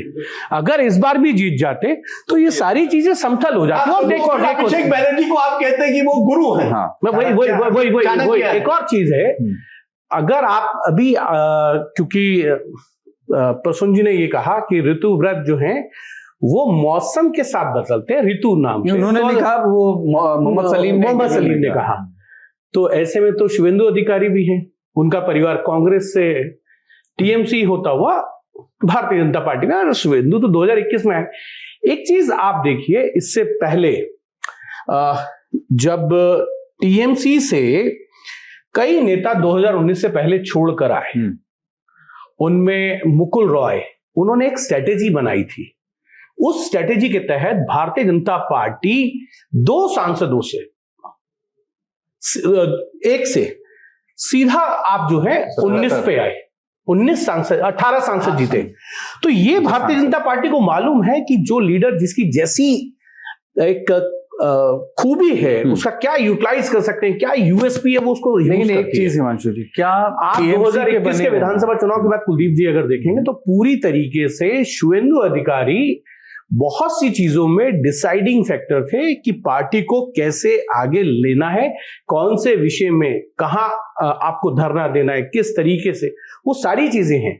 कई बार भारतीय जनता पार्टी में भी ऐसी चीजें हुई हैं कि शुवेंदु अधिकारी के खिलाफ पार्टी के कई सांसदों ने विरोध भी किया कि अपने अकेले दम पर पार्टी को चलाना चाहते हैं। ये होता है, लेकिन आज कोई शुवेंदु अधिकारी के खिलाफ नहीं जाएगा। एक पार्टी के सांसद ने लेटर लिखा था कि उनको कोर ग्रुप में नहीं रखा गया। भारतीय जनता पार्टी के यंग सांसद है, वो भी टीएमसी से आए थे, शुवेंदु अधिकारी से पहले आए थे, सुमित्रो खान। लेकिन एक सेकंड सर, मैं यही कह रहा हूं, जो जीत जाता है उसकी सारी चीजें ढक जाती है, जब आप हार जाते हैं तो फिर को नमस्कार। लेकिन एक प्रश्न यहाँ पर यह है कि तृणमूल कांग्रेस को बनाए रखना, इस बारे में आर्टिकल लिखे गए हैं, भारतीय जनता पार्टी के लिए पश्चिम बंगाल में हित में है। ये करना इसके बजाय कि तृणमूल कांग्रेस एकदम खत्म हो जाए, पूरी आप दल बदल 2/3 विधानसभा में भी कर दें, इसके बारे में तो क्योंकि लेफ्ट और कांग्रेस के लिए रिवाइवल का मौका नहीं छोड़ना है, क्योंकि वो आइडियोलॉजिकल बेसिस वाली पार्टीज हैं और अगले चुनाव में रिवाइव कर सकती हैं। चुनाव में कब कहां क्या होगा, नहीं, फिर भी एक मौका नहीं छोड़ना। एक और चीज है, जैसा तृणमूल कांग्रेस क्या भारतीय जनता पार्टी के लिए आदर्श विपक्ष है पश्चिम बंगाल में? देखिए, आदर्श विपक्ष जैसे ऋतुव्रत के बारे में कह रहे थे कि वो कब कहां क्या, और उन्होंने कहा कि मैं गोडसे जिंदाबाद, ये राजनीति में नहीं होता है। ऐसे बहुत से लोग हैं जिन्होंने इस तरीके की वक्तव्य दिए होंगे और भारतीय जनता पार्टी में आ गए। मैं बस कह रहा था, मैं ये नहीं कह रहा कि वो बदलेंगे नहीं। राजनीति में कौन कब कहां चला जाए इसका कोई पैरामीटर नहीं है। जो नेता कहता है वो करता नहीं है, जो कहता नहीं है वही करता है। यही सवाल जब अमित शाह कोलकाता में थी चुनाव प्रचार के दौरान, और जो चूंकि वो ये कह रहे थे ना कि टीएमसी की हार तय है, हम 170-80 से ऊपर हर हाल में होंगे, तो हम लोगों ने पूछा था कि जब टीएमसी खत्म हो जाएगी, एक रीजनल फोर्स है, और वो डीएमके के बारे में भी कह रहे थे कि मुझे वहां भी कुछ चीजें बहुत वैसी नहीं लग रही हैं कि डीएमके की सरकार आएगी। तो मैंने कहा फिर होगा क्या? तो बोला कि हम तो यही चाहते हैं कि रीजनल जो फोर्सेज है ना वो खत्म हो जाए, हमारा असली जो मुकाबला है वो कांग्रेस से लड़े, हमको ये सूट करेगा। मतलब उनका ये कहना था। नहीं, मैं उसी को जोड़ता हूँ आपकी। मैं कुलदीप जी, मुझे लगता है कि बीजेपी को यही अच्छा होगा कि टीएमसी जैसी पार्टी जिन्होंने उनको 3-4 बार हराया था, जो भी हो विधानसभा लोग, वो धीरे धीरे बहुत कमजोर हो जाए। और अगर टीएमसी भी रहे, वो एक तरह से ऐसी ऑपोजिशन रहे जो बीजेपी डिसाइड करेगी उनका लीडर ऑफ द ऑपोजिशन को कौन होगा, वो क्या करेगी। बीजेपी चाहती है कि जितने भी ये रीजनल पार्टीज है वो जैसे ही कमजोर हो जाए हम कांग्रेस के साथ मुकाबला करें। आप तेलंगाना लीजिए, केसीआर जैसे नेता जैसे कमजोर हो जाए, बीजेपी को लगता है हम डायरेक्ट टक्कर कांग्रेस के साथ आ जाएंगे, भले अगले चुनाव में नहीं, उसके चुनाव के बाद हम वहां जीत सकते हैं। शिवसेना लीजिए, आज शिवसेना की क्या हालत है महाराष्ट्र में, जो अटकले कितने साल हो गए, 3 साल हो गए, 4 साल हो गए, एकनाथ शिंदे छोड़कर 2022 जुलाई के महीने में वो छोड़ गए थे। आज की तारीख में आप अगर शिवसैनिक जो शिंदे ग्रुप से जुड़े हुए हैं उनसे प्राइवेटली बात कीजिए, वो कहेंगे हम ना यहाँ के हैं ना वहां के हैं, कंट्रोल पूरी तरह से बीजेपी के हाथ में है। वो वही रीजनल, और देखिए महाराष्ट्र और इसमें एक फर्क है, जब महाराष्ट्र में शिवसेना में इतनी बड़ी फूट हुई तब बाल ठाकरे जो फाउंडर थे वो थे नहीं। मैंने अक्सर कहीं अपने आप सोचा है, अगर बाल ठाकरे होते तो क्या बीजेपी इतने आसानी से शिवसेना को इतने लेवल पर तोड़ पाती? मुझे इस पर क्वेश्चन मार्क है। बंगाल में देखिए फाउंडर है, लेकिन इसके बावजूद आप तोड़ पा रहे हैं, क्योंकि मुझे लगता है जैसे मैंने कहा बंगाल की राजनीति पार्टी स्टेट की राजनीति है। जो सत्ता में होता है वो पूरी तरह से कब्जा कर लेता है और बाकियों को जगह नहीं छोड़ता। अब इससे और एक सवाल उठता है, आप कह रहे हैं विपक्ष कौन होगा? अब कांग्रेस जो है, एक जमाने में 77 में लास्ट टाइम कांग्रेस आई थी, उसके बाद लेफ्ट हुई, उसके बाद टीएमसी हुई। टीएमसी के कई नेता कांग्रेस से जुड़े हुए हैं, अब उनमें से कई अल्पसंख्यक हैं। अब माइनॉरिटी जो है बंगाल में, और बंगाल के माइनॉरिटी पॉपुलेशन 28% है, अभी भी बंगाल में ऐसे 70-80 सीट है, बगैर माइनॉरिटी वोट आप जीत नहीं सकते। इसलिए भाजपा को 250 नहीं मिले, 208 मिले, और अगर एसआर नहीं होता तो शायद 170-180 और उनको 100 मिलते। क्या कांग्रेस और टीएमसी साथ आएंगे? अगर साथ आएंगे तो कैसे आएंगे? ये तो जैसे हिमांशु ने सही कहा, ये तो 2-3 साल बाद ही पता चलेगा। लेकिन मुझे लगता है आज की तारीख में बीजेपी चाहती है जितने भी रीजनल फोर्सेस हो आप उनको कमजोर करिए, ताकि अगर चुनाव करना है हम कांग्रेस के साथ करेंगे, कहिए, क्योंकि उनको लगता है कांग्रेस को टक्कर देना आसान है, क्योंकि वहां उनका संगठन इतना मजबूत है। इसमें बस जो माइनॉरिटी वाला जिक्र किया ना, अपने 58 विधायक जिन्होंने ऋतुव्रत बनर्जी को एलओपी बनाने के लिए दस्तखत किए हैं, यानी कि ममता बनर्जी के आदेश की अवहेलना की है, उन 58 में से 17 विधायक मुस्लिम हैं जी। तो उनको अपने गांव जाना है, उनको अपने लोगों को बचाना है। पुलिस उनके अगर घर आ जाए, सीआई, अगर जावेद खान की इलीगल प्रॉपर्टी है तो आप उसको हिंदू मुस्लिम नहीं मानेंगे, तो या उनकी इतनी संपत्ति है, या किसी को आप खोखे दे रहे हैं, खोखे की कोई ये नहीं होती मेरे दोस्त, भ्रष्टाचार। खोखे में कोई हिंदू नहीं होता, कोई मुस्लिम नहीं होता, खोखे खोखे होते हैं। खोखे में मॉब लांस संरक्षण की आवश्यकता तब होती है जब कुछ छिपाने बचाने के लिए है जो अवैध। नहीं, यही तो है। इतने पॉलिटिशियन हैं केवल बंगाल में नहीं, देश भर में, जिनके कबड़ में स्केलेटन है। कुछ ऐसे राज्य हैं जहां चुनाव के बाद भी कुछ डील हो जाती है कि हम आपको टच नहीं करेंगे, आप हमें नहीं। कर्नाटक जैसे राज्य में आप कभी भी कर्नाटक विपक्ष या सत्ताधारी पार्टी के लोगों से मिले, फिर वो भाजपा के हो कांग्रेस को, सब आपस में बैठते हैं, डिनर टेबल पर मिलेंगे, उनकी एक साठगांठ है। बंगाल में वो नहीं है। बंगाल में क्या होता है कि जैसे आप सत्ता में आते हैं, आप जानते हैं जो दूसरा है उसको कैसे ठीक करना है, वो आप उसको अपनी तरफ ले जाते हैं। तो मुझे लगता है ये अलग अलग तरह की राजनीति है, अलग राज्यों में अलग राजनीति होती है। उस लेवल की वो जो क्या कहते हैं, एक एक टारगेटिंग एक दूसरे की जो होती है वो कई राज्यों में नहीं होती है। राजस्थान जैसे राज्य में, मध्य प्रदेश में साठगांठ कह रहे हैं ना उसको, कई प्रेम सद्भाव वाला, वो कांग्रेस और बीजेपी जिन राज्यों में आमने सामने सिर्फ वहां है। बिल्कुल, वो मध्य प्रदेश में भी मिलेगा, किसी एक कर्नाटक के मुझे मंत्री ने कहा कि हमारी डील ऐसी होती है कि अगर हमें किसी कॉन्ट्रैक्ट आते हैं, हमारे क्षेत्र में 10 कॉन्ट्रैक्ट है, हम 7 हम रखते हैं, 3 उनको दे देते हैं। अब एक जमाने में महाराष्ट्र में ये हुआ करता था, अब नहीं हो रहा है। अब क्या हो गया है महाराष्ट्र में कि अगर आप विरोधी पक्ष में हैं और आपके क्षेत्र में वहां, और ये it is bad for democracy.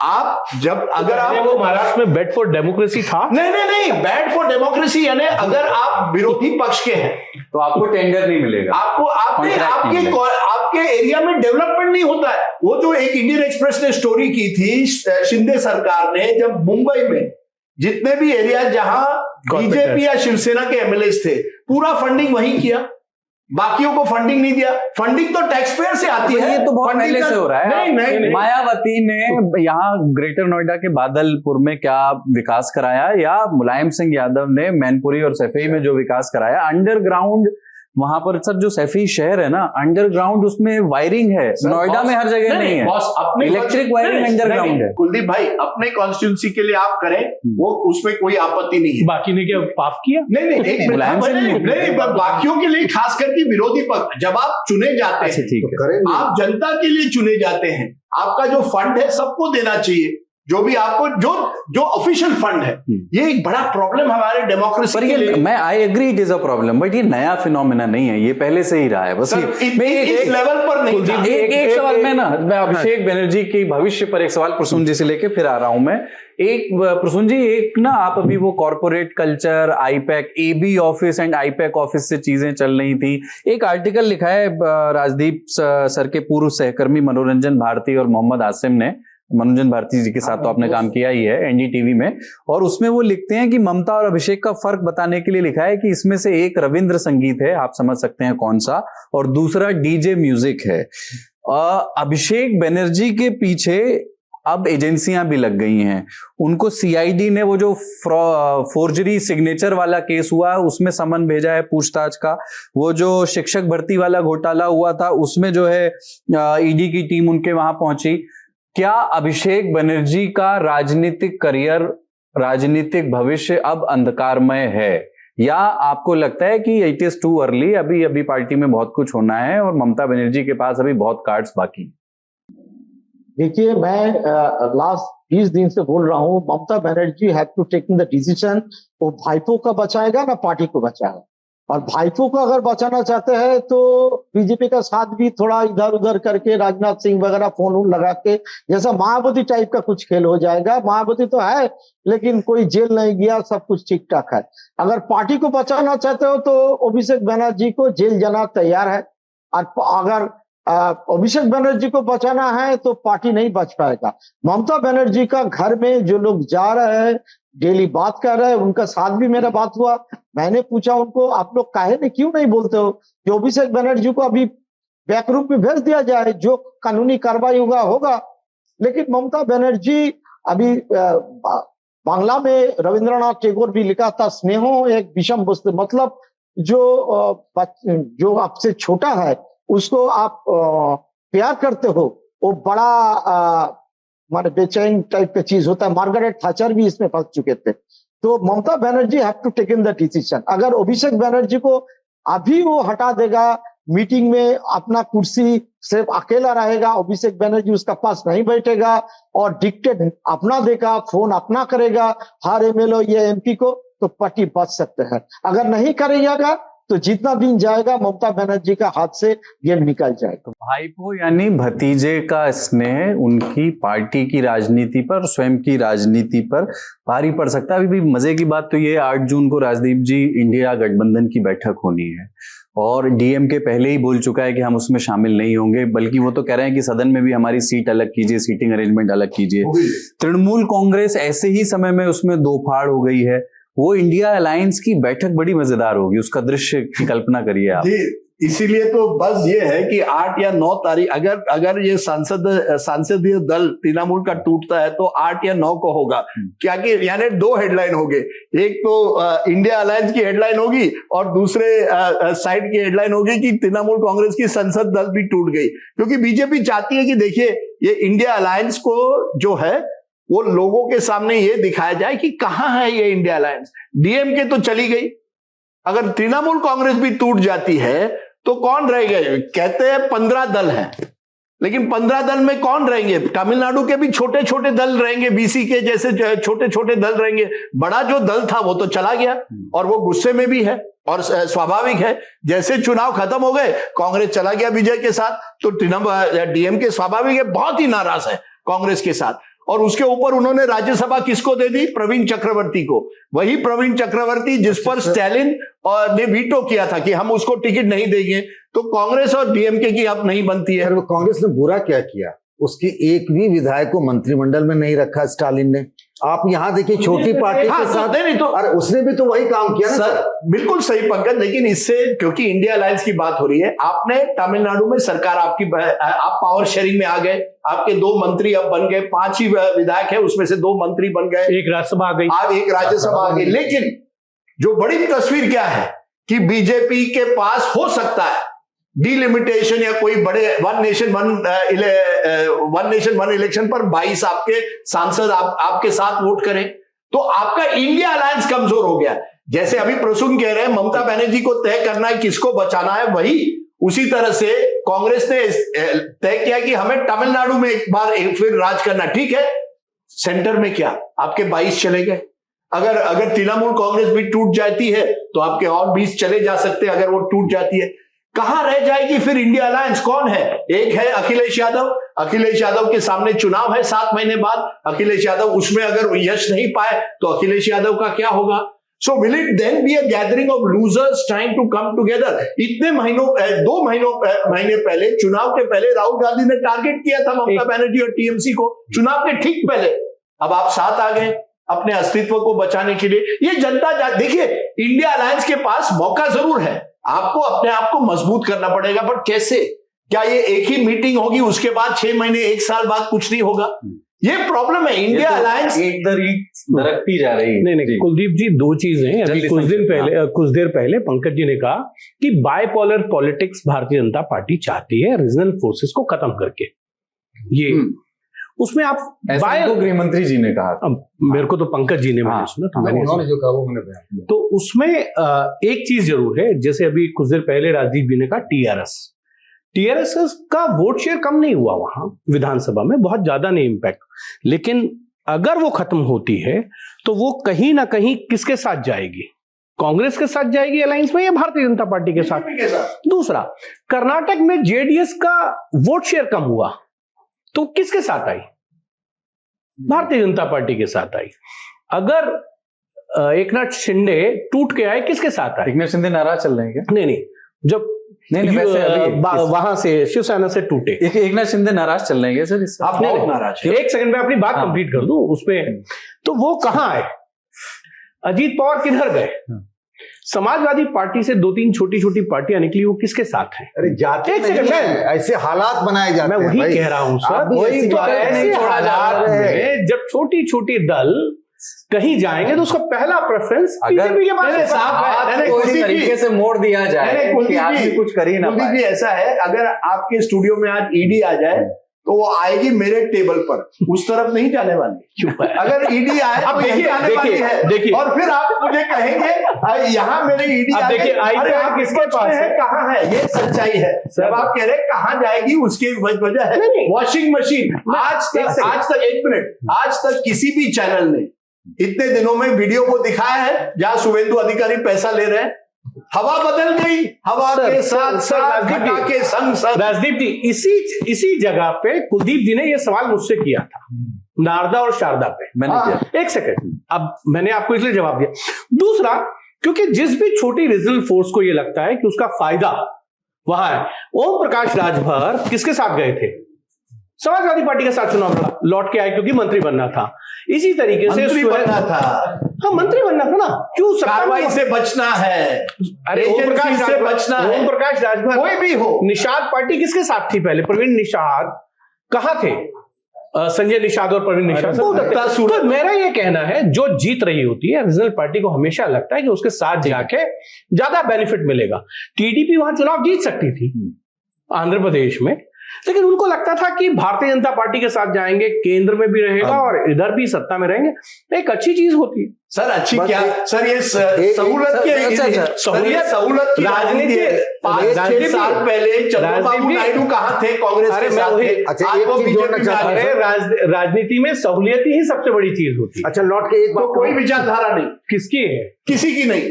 सब राजनीति में कहाँ कोई विचारधारा चला ये जाता है। पोस्ट आइडियोलॉजी दौर है पॉलिटिक्स का ऐसा। अरे नीतीश कुमार 2 बार कहाँ गए? आरजेडी के साथ गए। बिल्कुल सही। तो राजनीति में सबका सत्ता में रहना।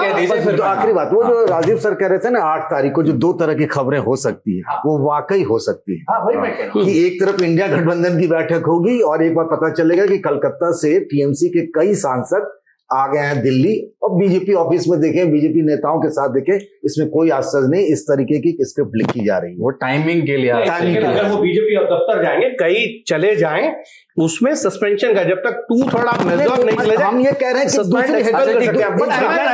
कि उनको मर्ज करना पड़ता है कि केवल 2/3 आप नहीं मर्ज करना है, मर्ज करना या आप अलग भी करना। हमारे सर इस्तीफा भी दे सकते हैं, और ऐसी क्या बात है, आदमी छोड़ दिया लोकसभा में ललन सिंह का 2010 का, और तब वो एनडीए में थे, प्रणब मुखर्जी ले गए, बचा दिया उनको जबकि जाना था। तो कोई स्पीकर का फैसला होता है, स्पीकर जो करे उसमें, जिसकी लाठी उसकी भैंस। बहुत सीधा शिवसेना के विधायक, मैं आगे बढ़ूंगा वरना इसी पे बहुत रह जाएगी। और अभी 6 जून को प्रोटेस्ट भी है, जिस दिन ये नेता नगरी का एपिसोड रिलीज होगा, कॉकरोच जनता पार्टी के फाउंडर अभिजीत दीपके आ रहे हैं, मैं उस पर भी क्विकली आपसे कमेंट लेना चाहता हूं। बट शिवसेना के विधायक अब्दुल सत्तार ने ये मांग की कि 2.5 साल वाला फॉर्मूला महाराष्ट्र में, एकनाथ शिंदे मुख्यमंत्री, ये सब क्या हो रहा है भाई? आप स्वीकार कर लीजिए, आप बहुत छोटे हैं, आप भारतीय जनता पार्टी वहां एक बड़े भाई की भूमिका में काफी पहले आ चुकी। जैसे देखिए, किस बात की नाराजगी है? कोई 2.5 साल का कोई फॉर्मूला नहीं, ये अब्दुल सत्तार का बयान कह रहे हैं। इस देखिए, एक बार आपने सत्ता की मलाई ले ली ना, और आप मुख्यमंत्री बन गए, तो उप मुख्यमंत्री में कोई दम नहीं रहता है। एकनाथ शिंदे 2-3 साल मुख्यमंत्री रहे, अभी तक उनको लगता है कि मेरे नेतृत्व में हम इतनी बड़ी जीत हासिल की, लेकिन अभी हमें मुख्यमंत्री पद नहीं मिला। उसके बाद हर चीज को लेकर कुछ ना कुछ फाइट होती है। एमएलसी के चुनाव अभी हुए महाराष्ट्र में, उसको लेकर एक तरह से टग ऑफ वॉर हो रहा था। एक और बात, शिवसेना की स्टैंडिंग कमेटी बीएमसी में है, शिंदे ग्रुप की, उन्होंने कुछ निर्णय लिए। बड़े बड़े प्लॉट्स जो है महाराष्ट्र में, क्या चलता है, रियल एस्टेट ही है, real estate is the only state Maharashtra में, तो वहां कुछ 2 बड़े बड़े प्लॉट को लेकर उस स्टैंडिंग कमेटी ने मंजूरी दे दी। रात को 12 बजे देवेंद्र फडणवीस की सरकार ने उस पर रोक लगा दी। शिंदे जी तुरंत दिल्ली आए, कहा ये स्टैंडिंग कमेटी के भी निर्णय को हम मुख्यमंत्री नहीं मान रहे। म्युनिसिपल कमिश्नर है अश्विनी भिड़े, जो मुख्यमंत्री की बड़ी करीबी मानी जाती है कि वो मुख्यमंत्री के साथ उन्होंने काम भी किया है, तो वो भी रोक लगा रही है कई जो शिवसेना के निर्णय है। तो एकनाथ शिंदे को जो आजादी एक तरह से थी जब वो मुख्यमंत्री थे, अब नहीं है। अब महाराष्ट्र में एक व्यक्ति की चलती है, और वो है Devendra Fadnavis. He is the boss. अब वहां मुंबई में भी जो चलता है वो अमित शाह, जो वहां के बीजेपी के अध्यक्ष हैं, वो फडणवीस को सब बताते हैं और उनके इशारों पर चलता है। तो एक घुटन तो है कि यार मैं मुख्यमंत्री था, मैंने बीजेपी को समर्थन दिया, सरकार गिराई, इसके बावजूद मेरी तवज्जो क्यों नहीं दे। तो ये सब सत्तार का कहना कि हम, एक और नेता ने कहा हम उद्धव ठाकरे से भी मिल सकते हैं एक बार, फिर कौन जानता है शिवसेना का रीयूनियन हो। ये सब कुछ नहीं होना है, ये सब पब्लिक के लिए है। असली बात है आज की तारीख में, बंगाल हो या महाराष्ट्र, सब चल रहा है एक ही पार्टी, एक ही नेता का। उनके सत्रप तो हैं शुवेंदु अधिकारी और देवेंद्र फडणवीस, लेकिन we are moving slowly but surely to one party dominance. इसलिए आज हिमांशु जी के चेहरे पर मुस्कान है और मैं यहाँ लेफ्ट पे बैठा हूँ, अकेला बिल्कुल नजर आ रहा हूँ। Today is the dominance, BJP की डोमिनेंस तो इलेक्टोरल डेमोक्रेटिक वजहों से है ना। हाँ बिल्कुल, मतलब चुनाव वो जीते हैं। देखिए आप इतने चुनाव जीते, सभी एमएलसी आप ही के बने, ज्यादातर विदाउट ऑपोजिशन। किसने सोचा था कि महाराष्ट्र जैसे राज्य में इतने एमएलसी होंगे विदाउट ऑपोजिशन? नॉर्मली इलेक्शन हुआ करते थे। राज्यसभा की सूची आई, आपके मित्र पवन खेड़ा से बात हुई? मेरे मित्र, हाँ मेरी बात हुई। उनकी तपस्या पूरी हो गई, उनको कर्नाटक से नॉमिनेशन मिल गया राज्यसभा। उन्होंने लिखा भी, बाय द वे ट्वीट किया पवन खेड़ा ने कि the journey is far from over, अभी तपस्या पूरी नहीं हुई है, 2029 में राहुल गांधी प्राइम मिनिस्टर बनेंगे तब पूरी होगी। देखिए Pawan Khera is an interesting case study. अगर आप 98 और 2012 के बीच में या 2013 के बीच में 15 साल शीला दीक्षित के घर चले जाते तो आपको पवन खेड़ा वहां नजर आते। वो बिल्कुल उनके ओएसडी की तरह पूरी तरह से छाए हुए थे, किसी ने उनको पॉलिटिशियन नहीं समझा था। 2014 के बाद जब कांग्रेस विपक्ष में जाती है तब पवन खेड़ा स्पोक्सपर्सन बनते हैं, धीरे धीरे होते हुए चीफ स्पोक्सपर्सन या इंचार्ज ऑफ टेलीविजन मीडिया के इंचार्ज बन जाते हैं। और आपको मानना पड़ेगा बुरे वक्त में पवन खेड़ा राहुल गांधी के स्तंभ बने हुए हैं। जो भी मुद्दे बाकी नेता बचकर रहते थे, जैसे अभी हेमंत बिस्वा शर्मा के साथ भी जब विवाद हुआ, पवन खेड़ा तैयार होते हैं। आज भी उन्होंने राजेश एक्सपोर्ट्स, ये जो बड़ा स्कैम है जिस पर लल्लन टॉप भी कुछ करे, आप इन चीजों पर करिए। अगर हर्षद मेहता के बारे में हमने 30 साल, आप आज का शो इस पे कर रहे हैं कि नहीं? हाँ नहीं बिल्कुल, मैं तो जेन जी पर कर रहा हूँ, कांग्रेस जनता पार्टी और जेन जी बिल्कुल करूंगा। लेकिन राजेश एक्सपोर्ट्स पर भी उन्होंने जो खुलासे किए हैं, या जिस तरह से पवन खेड़ा ने अपनी एक छवि बना ली है कि वो राहुल गांधी के स्तंभ है, वही चीज कहते हैं जो बाकी नेता शायद नहीं करना चाहते। राहुल गांधी ने उनको एक तरह से आगे किया है कि उनको एक मौका मिल जाए, क्योंकि सिद्धरमैया के लिए एक सीट रखी थी कर्नाटक की और एक मल्लिकार्जुन खड़गे के लिए थी। कांग्रेस के पास 3 मिलने वाले थे। सिद्धरमैया जी ने ना कहा, उनकी जगह मंसूर खान, जो वहां के पुराने रहमान खान जो नेता हुआ करते थे कांग्रेस के, मुझे लगता है मंत्री भी थे, के रहमान खान एक समय मंत्री भी हुआ करते थे, या राज्यसभा में भी उपसभापति थे, उनके बेटे को वहां किया है। वो कांग्रेस से कई सालों से जुड़े हैं। तो तीसरी सीट बाकी थी, इस बार पवन खेड़ा का वहां नंबर चल गया। कांग्रेस की बड़ी इंटरेस्टिंग इस बार राज्यसभा है, कुछ जगहों में मल्लिकार्जुन खड़गे का चल गया। प्रणव झा जो मल्लिकार्जुन खड़गे के ऑफिस में है, उनको झारखंड से नियुक्त किया गया। राहुल गांधी ने मीनाक्षी नटराजन का नाम आगे किया, उनको मध्य प्रदेश। नीरज डांगी राजस्थान, प्रवीण चक्रवर्ती तमिलनाडु, जो राहुल गांधी के भी करीबी माने जाते हैं, डेटा सेल के हेड, और पवन खेड़ा। हाँ बिल्कुल, तपस्या उनकी एक तरह से पूरी हो गई। आप सोचिए ना, 15 साल से लगातार आप दिन रात बीजेपी की कमियां दिखाने में, मुकदमे झेलना है भाई साहब, आप पुलिस से बचते हुए भाग रहे हैं। हेमंता वाला उनके लिए सोने पे सुहागा। बिल्कुल, हाँ बिल्कुल, यही मैं कह रहा हूं, उनको थोड़ा प्रोटेक्शन, एक इम्यूनिटी मिल गई है, क्योंकि अब आप राज्यसभा के सांसद बन गए हैं। जिस तरह से उनको टारगेट किया जा रहा, बच रहे थे, he was underground for 10 days, और कोई पार्टी वाले भी उस लेवल से उनको बचाने की कोशिश नहीं कर रहे थे।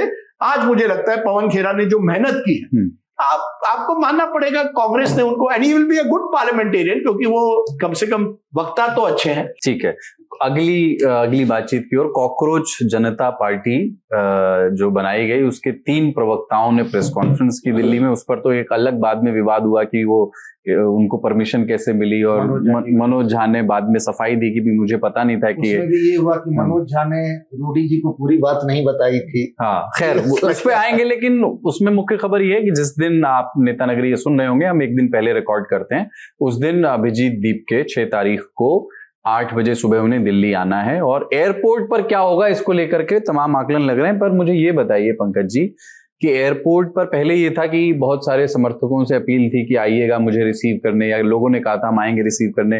बाद में सीजेपी की ओर से कहा गया कि साहब मत आइए वरना भीड़ होगी और कैओस होगा। पर क्या ये बात सही है कि पंजाब से भी लोग आ रहे हैं, कुछ पार्टियों से जुड़े हुए लोग भी वहां पहुंच रहे हैं? देखिए, कुछ लोग जो हैं वो एक पॉलिटिकल पार्टी और जो कॉकरोच पार्टी के जो लोग हैं, मतलब कॉमन पॉइंट है, जिन्होंने ये जानकारी दी। और जैसा बाद में मैंने देखा भी कि जो इन लोगों ने स्पोक्स पर्सन बनाया, उन सब ने प्रेस कॉन्फ्रेंस की कि टर्मिनल 3 पर आएंगे, हम सवेरे 8 बजे आएंगे, पार्लियामेंट स्ट्रीट थाने जाएंगे, वहां पर परमिशन मांगेंगे। तो कहीं ना कहीं लगता है मुझे कि जो मुझे बताया गया उसमें कि शुरुआत में ये तय हुआ था कि पंजाब से लोग लाए जाएंगे और दिल्ली से भी लोग होंगे और वो एयरपोर्ट पे ही होंगे, लेकिन आज ये जानकारी मिली कि अभिजीत ने इस बात के लिए मना किया। अब ये रणनीति बदल दी गई। हाँ। उनको ये लग रहा है कि मुझे परमिशन मिल सकता है। हाँ। ऐसे हालात में सब लोग जंतर मंतर पहुंचे, वहीं एयरपोर्ट पर हंगामा ना हो। पर हिमांशु जी, सरकार अभी आपकी पता नहीं मतलब बात हो पाई हो इस बारे में किसी से या नहीं, परमिशन देने की ओर झुकी हुई लग रही है या परमिशन ना देने की ओर? कारण मैं इस नजरिए से पूछ रहा हूं क्योंकि इस दोनों तरह से अपनी अपनी व्याख्या हो रही है। अगर उनको प्रोटेस्ट की अनुमति नहीं दी जाती है तो ये मूवमेंट को अपने आप ही बड़ा कर देने जैसा हो सकता है कि शहादत जिसको कह सकते हैं कि साहब हमने शांतिपूर्ण ही लिखा था, शांतिपूर्ण। हाँ, और दूसरा ये कि परमिशन दे देने से ये होगा कि प्रेशर कुकर से थोड़ी सी जो गुस्सा है इस समय, छात्रों में जेन्युइन गुस्सा तो है। कॉकरोच जनता पार्टी को अलग भी रखें आप, क्योंकि पिछले दिनों बहुत सारी ऐसी गड़बड़ियां, चाहे सीबीएसई हो, नीट हो, है ना, SSCGL हो, तमाम जगहों पे सामने आई। तो वो एक प्रोटेस्ट हो जाएगा तो वो गुस्सा जो है, भाप जो है वो निकल जाएगी, जो सरकार के लिए बुरी स्थिति नहीं है। प्रोटेस्ट हो गया एक दिन। देखिए, क्योंकि वैसे भी प्रोटेस्ट के लिए जो जगह तय है वो जंतर मंतर है, जहां इस तरीके के लगातार प्रोटेस्ट होते रहते हैं। और इसी जंतर मंतर पर से जो है कुलदीप जी, वो आम आदमी पार्टी निकली थी। सबसे पहला प्रोटेस्ट जो है आम आदमी पार्टी ने जंतर मंतर पे ही किया था 4 अप्रैल 2011 को।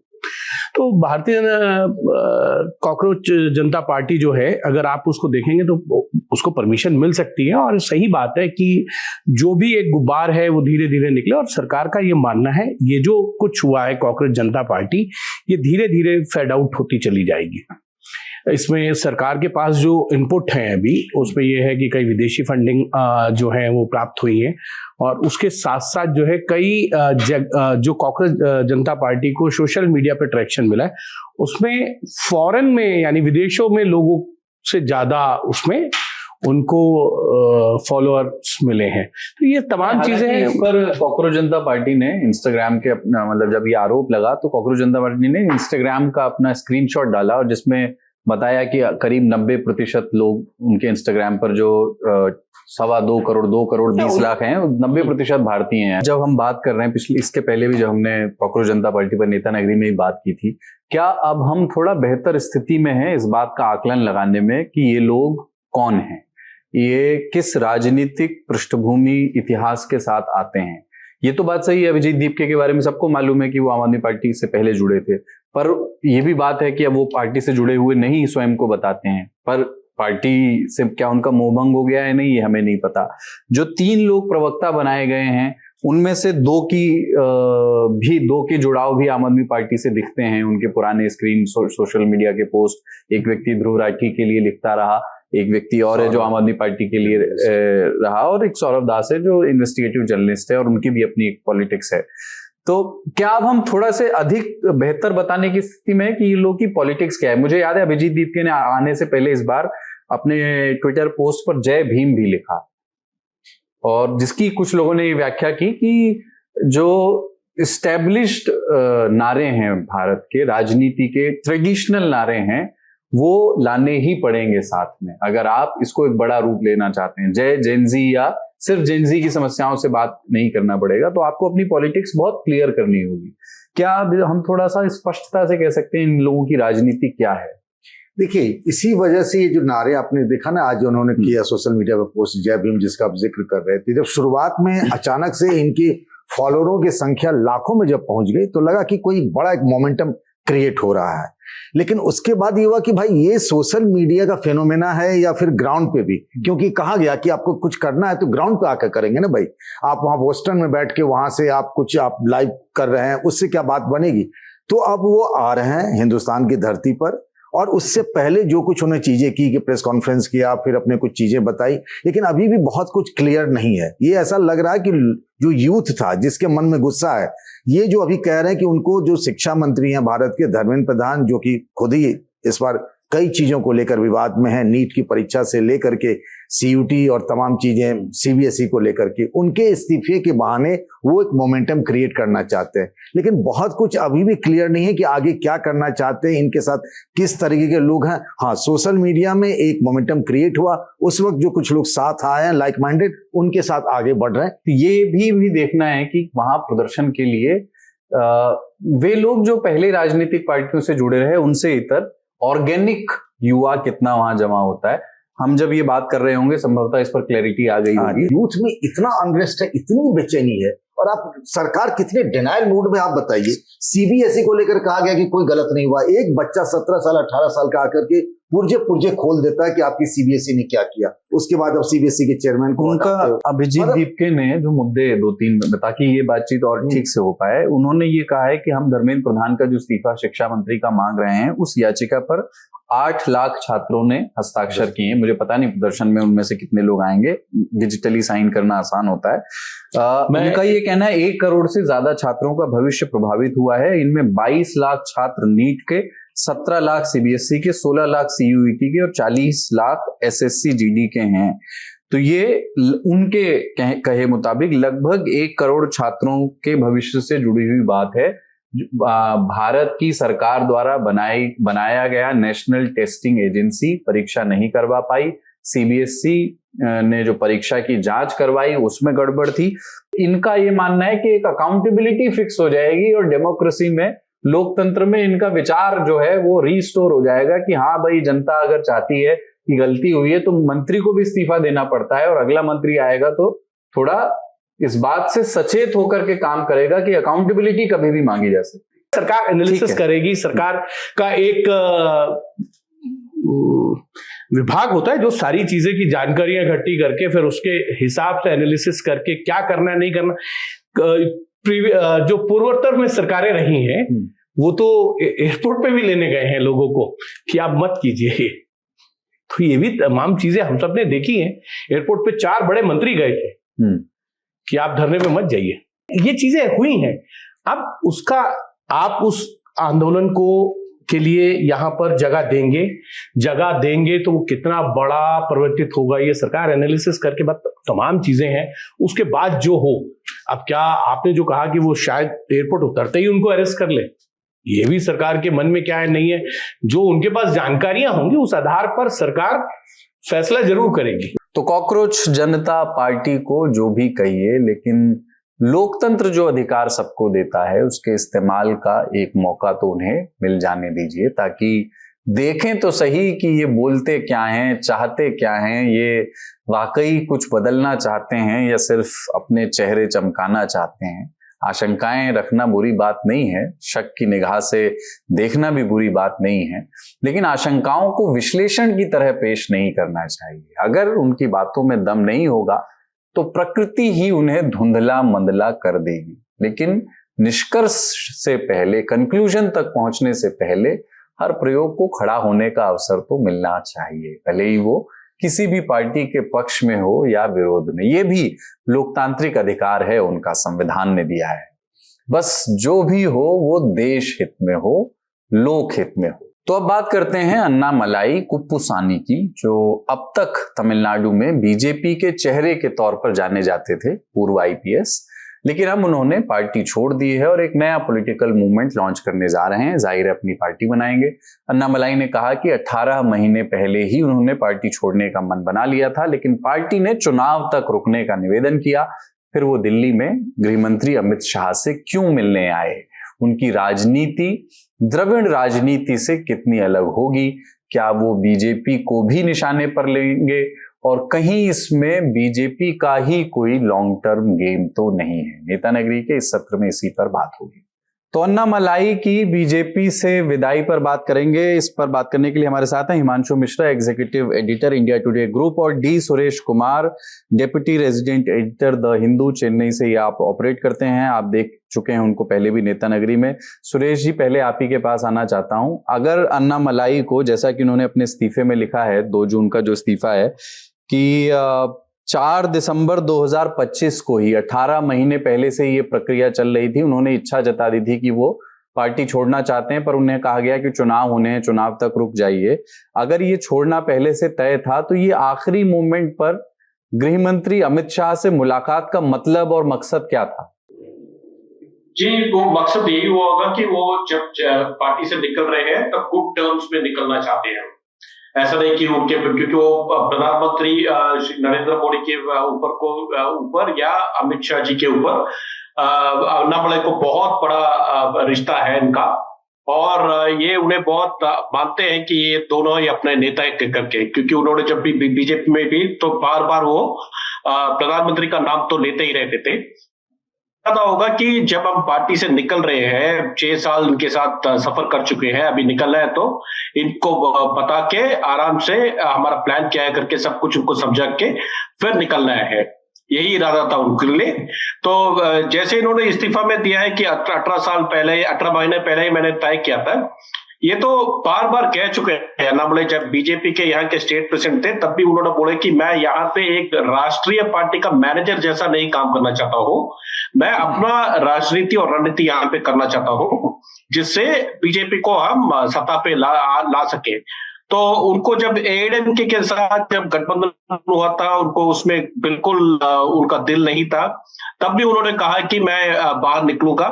पार्टी के जो इंडोर मीटिंग है उसमें भी उन्होंने पहले कह चुके हैं कि यदि मेरे हिसाब से पार्टी में अभी मैं बदलाव नहीं ला सकूंगा तो मैं यही इच्छा करूंगा कि इससे निकल जाऊं मैं करके। और अभी ये जो असेंबली का चुनाव हुआ था यहाँ पे, तो तब भी इन्होंने 2 महीने पहले अमित शाह को एक चिट्ठी लिखी थी। हमें खबर है कि उस चिट्ठी में उन्होंने कहा कि जो एडीएम के गठबंधन में हमें जो सीटें मिली है वो जीतने वाली सीट नहीं है, हमारे जो बाकी गठबंधन के साथी है उनको भी जीतने वाले सीट नहीं मिले हैं, तो इस वजह से हम चुनाव जीत नहीं सकते। और उन्होंने बोला कि मैं चुनाव की जब रिजल्ट आती है उसके बाद ही मैं आपसे आके मिलूंगा करके। उसमें भी उन्होंने एक इंडिकेशन दिया था कि वो इस्तीफा दे देंगे करके।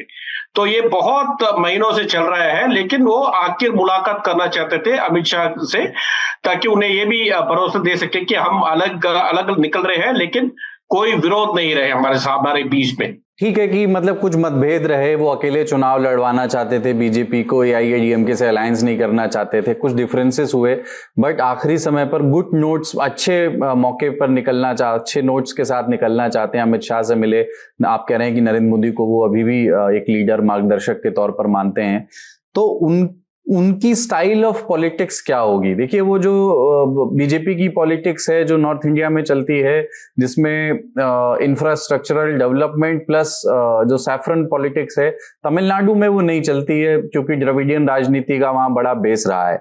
तो अब किस धारा में जाएंगे, क्योंकि तमिलनाडु में ऑलरेडी इतनी सारी पार्टियां हैं, और इनकी धारा क्या होगी? वो क्या वो धारा कहीं ना कहीं बीजेपी के आसपास की ही होगी, माइनस सेफ्रनाइजेशन? हाँ, ये माइनस बीजेपी सेफ्रनाइजेशन होगा, और ये पार्टी ना होगा बीजेपी का वो जो बायस है वो नहीं होगा इसमें, ना कि पूरी तरह द्रविडियन बायस। तो इन दोनों के बीच में इनको रख के बैलेंस करना पड़ेगा अभी इनका पार्टी को। तो ये होगा एक क्षेत्रीय पार्टी जिसमें तमिल सेंटिमेंट जो है वो रहेगा, जो तमिलनाडु में जो लगातार सालों से जो विचारधारा है वो विचारधारा इसमें रहेगी। जैसे आप यहाँ पे 2 भाषा की चाल है, हिंदी यहाँ पे नहीं चलती है, यहाँ पे तमिल और अंग्रेजी चलती है, 2 भाषा की चाल। बाकी जगह में 3 भाषा चलती है, तो 3 भाषा का विरोध तो यहाँ पे रहेगा। नीट एग्जाम से जो तमिलनाडु जो एग्जाम्शन मांग रहा है उसे ये सामने रखेंगे। स्टेट ऑटोनॉमी की बात करें तो वो भी ये रखेंगे। तो इसके साथ ये जुड़ाएंगे नेशनलिज्म, यानी कि राष्ट्रीयवाद। तो राष्ट्रीयवाद ये हिंदुत्ववाद नहीं होगा, राष्ट्रीयवाद रहेगा, लेकिन एक क्षेत्रीय दल रहेगा। तो इसमें जो यहाँ की राजनीति चलती है, जैसे यहाँ पे आपने अभी देखा होगा कि विजय की राजनीति जो है, जो अभी मुख्यमंत्री बन चुके हैं, वो भी जो डीएमके और एडीएमके यहाँ पे लगातार कर रहे हैं उसे मिले जुले वाली राजनीति है विजय की। वो भी अभी बीजेपी का विरोध कर रहे हैं, वो भी यही जो मुद्दे हैं यहाँ पे जो द्रविड़ पार्टी रखते हैं उसी को सामने रखे विजय भी रखे हैं। तो इसमें अभी युवा जो है वो ज्यादातर विजय के पास चल चुके हैं। इसके पहले युवा अन्नामलई के पीछे थे, यानी कि इतना युवा नहीं, जैसे यहाँ पे आप देख रहे हैं लाखों करोड़ों युवा जो विजय की तरफ जा रहे हैं, उतना तो अन्नामलई का नहीं था, लेकिन हजारों युवक अन्नामलई को नेता मान चुके थे क्योंकि वो एक पूर्व आईपीएस अधिकारी है, तो उनके ऊपर भरोसा था लोगों के ये कुछ बदलाव करेंगे।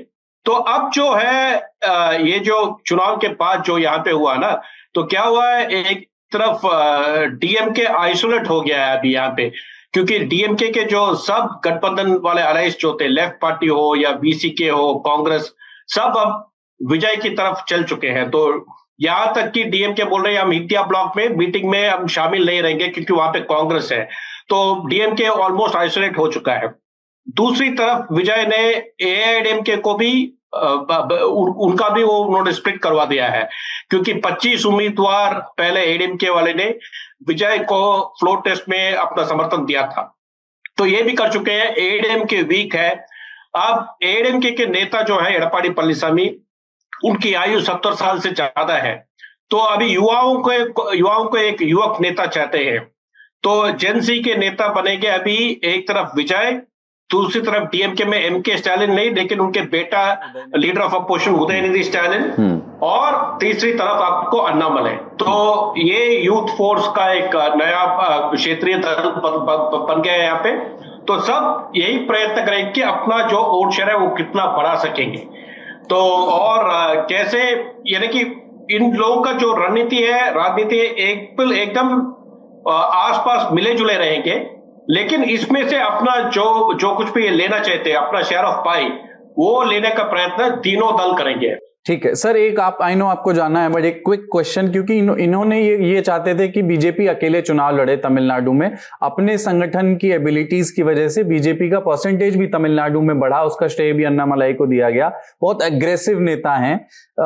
एनडीए का पार्ट वो नहीं होंगे ऐसा लगता है उन पार्टी बनाने के बाद भी, क्योंकि वो अकेले चुनाव लड़ने के पक्ष में ज्यादातर रहे हैं। पर वुड यू बी सरप्राइज्ड कि अगर वो आने वाले चुनाव रैलियों में या अपने प्रचार में बीजेपी को भी निशाने पर लेते हुए दिखाई दें, या बीजेपी को भी क्रिटिसाइज करते हुए दिखाई देंगे? इसको देख के आप सरप्राइज होंगे अगर ऐसा होता है? नहीं, ऐसा सरप्राइज तो नहीं होगा, लेकिन वो ज्यादा एंटी बीजेपी पॉलिटिक्स नहीं करेंगे। वो यही करेंगे कि हमारा जो तमिलनाडु का जो मुद्दे हैं उसको आगे रखेंगे और युवाओं को विश्वास देंगे कि ये एक नई राजनीति है, यहाँ पे आप हमारे मूवमेंट में आ जाओ, हमारे आंदोलन में आप आ जाओ, तो आपको भविष्य में राजनीति में लीडर बनने का बहुत आपको मौका मिलेगा। क्योंकि आज उन्होंने बताया कि हमारे पार्टी जो पार्टी फॉर्म करेंगे, वो बाद में आंदोलन से वो जब पार्टी बनेगा, तब इसमें हम ऐसे भी नियम लेकर आएंगे कि एक आदमी को कितने बार वो उम्मीदवार बन सकते हैं इलेक्शंस में, कितने बार एमएलए रह सकते हैं, कितने बार एमपी रह सकते हैं, विधायक बन सकते हैं। तो इनमें रिस्ट्रिक्शन लेकर आएंगे। तो जब ऐसा रिस्ट्रिक्शन पॉलिसी में आ जाता है, पार्टी के आइडियोलॉजी और पॉलिसी में आ जाता है, तब युवकों को और जो राजनीति में आना चाहते हैं उनको भी कुछ भरोसा मिला है कि इनके साथ हाथ जो मिलेंगे तो हमें भी कुछ कभी ना कभी हमें उम्मीदवार करके खड़ा रखेंगे विधानसभा चुनाव या लोकसभा चुनाव में। तो ये कॉन्फिडेंस देते हैं वो। लेकिन इनकी जो राजनीति है, थोड़ा जो बीजेपी का जो पॉलिसीज यहाँ पे बिल्कुल जेल नहीं होता है, उसको अपोज करेंगे। जैसे अभी कुछ ही दिनों पहले अन्नामलई ने बोला कि ये जो 3 भाषा का जो सीबीएसई ने अभी नियम लेकर आया है, इसको इस साल से आपको या इंप्लीमेंट नहीं करना है, आपको इसको पोस्टपोन करने करके उन्होंने जो बीजेपी का जो पॉलिसी है, सीबीएसई वाला पॉलिसी, उसको ही अपोज किया था। तो ये माइल्ड अपोजिशन होगा, पॉलिसी बेस्ड। लेकिन बिल्कुल ये अमित शाह जी के पॉलिटिक्स या प्रधानमंत्री के पॉलिटिक्स को बहुत कठोर रूप से विरोध नहीं करेंगे। यही हमारा मानना है अभी के लिए। ठीक है, थैंक यू सर। हिमांशु जी, जो अमित शाह से अन्नामलई की मुलाकात हुई, उसके बड़ी व्याख्याएं खोजी जा रही हैं कि भाई जाना ही था, और पहले ही अनाउंस कर दिया था उन्होंने कि मैं पार्टी छोड़ रहा हूं। फिर वो 2 जून को लिखी गई चिट्ठी जिसमें बहुत सारी बातें उन्होंने कही कि ये तो 18 महीने पहले से ये प्रक्रिया ये चल रही थी और मैं पार्टी को मन बना चुका था। पर क्या ये कोई एक लॉन्ग टर्म प्लान का हिस्सा हो सकता है भारतीय जनता पार्टी के लिए भी? क्योंकि भारतीय जनता पार्टी अभी एक तमिलनाडु के पूरे देश में तमाम जगहों पर उसकी सरकार है, सबसे ज्यादा प्रदेशों में निर्वाचित सरकारें हैं उसके पास, पर तमिलनाडु में बाहरी पार्टी का दर्जा है उसको, नेशनल पार्टी है वो, लेकिन वहां पर वो ऐसा तमिलनाडु के तमिल पार्टी के तौर पर स्वीकृत नहीं है। तो क्या ये बीजेपी का ही एक नया पैतरा है जिसमें रिस्क थोड़ा ज्यादा है और हो सकता है कि रिवॉर्ड भी बड़ा हो कुछ साल बाद? ये जो चीजें हैं ना, ये हाइपोथेटिकल है कि बीजेपी ने इंटरनली कोई स्ट्रेटेजी बनाई कि तमिलनाडु में जो है अन्नामलाई वो अलग हो और वो एक नई तरीके से नई राजनीति वहां के जो सोशल इक्वेशन है उसके आधार पर करे। लेकिन एक चीज जैसे अभी सुरेश जी भी कह रहे थे, 18 महीने पहले, नहीं 18 महीने नहीं, कुछ उसके अगर आप देखेंगे तो बीजेपी ने अन्नामलाई को बहुत मौके दिए हैं। आप देखिए वो आईपीएस से वीआरएस लेने के बाद आते हैं, भारतीय जनता पार्टी जो है वो ज्वाइन करते हैं। ज्वाइन 2021 में की थी उन्होंने, जहां तक मुझे याद है। उसके बाद उनको प्रदेश अध्यक्ष बनाया जाता है, उनको कर्नाटक के चुनाव का सह प्रभारी बनाया जाता है और 24 को लोकसभा चुनाव उनकी अगुवाई में तमिलनाडु में भारतीय जनता पार्टी जाती है। 11% से ज्यादा वोट शेयर जो है अन्नामलाई के नेतृत्व में मिला। लेकिन एक चीज को आप समझिए ना, उसमें भारतीय जनता पार्टी ने कितनी सीटों पे चुनाव लड़ा? अगर आप उस वोट ऑफ परसेंटेज को देखेंगे तो भारतीय जनता पार्टी ने 20 से अधिक सीटों पर चुनाव लड़ा था वहां। अगर ऐसी स्थिति है तो फिर वोट ऑफ परसेंटेज बढ़ेगा। अन्नामलाई की एक पॉपुलैरिटी उन्होंने सही मायने में देखे तो कुछ क्रिएट किया था, यूथ को जोड़ने की कोशिश की, लेकिन वो पूरी तरीके से नहीं हुआ। वो खुद अपना लोकसभा चुनाव हार गए। और एक चीज उन्होंने पार्टी को बड़ा नुकसान किया, वो जो बात अभी सुरेश जी कह रहे थे कि वो ये कहते थे कि वो पार्टी के मैनेजर बनकर काम नहीं करना चाहते, वो सीएमडी बनकर काम करना चाहते हैं, मैनेजिंग डायरेक्टर के तौर पे काम करना चाहते थे, हर फैसला लेना चाहते थे बिना किसी को लूप में लिए। आप अगर फैसला लेंगे, पार्टी है, पार्टी को पार्टी के हिसाब से ही आपको पार्टी में रहते हुए काम करना पड़ता है।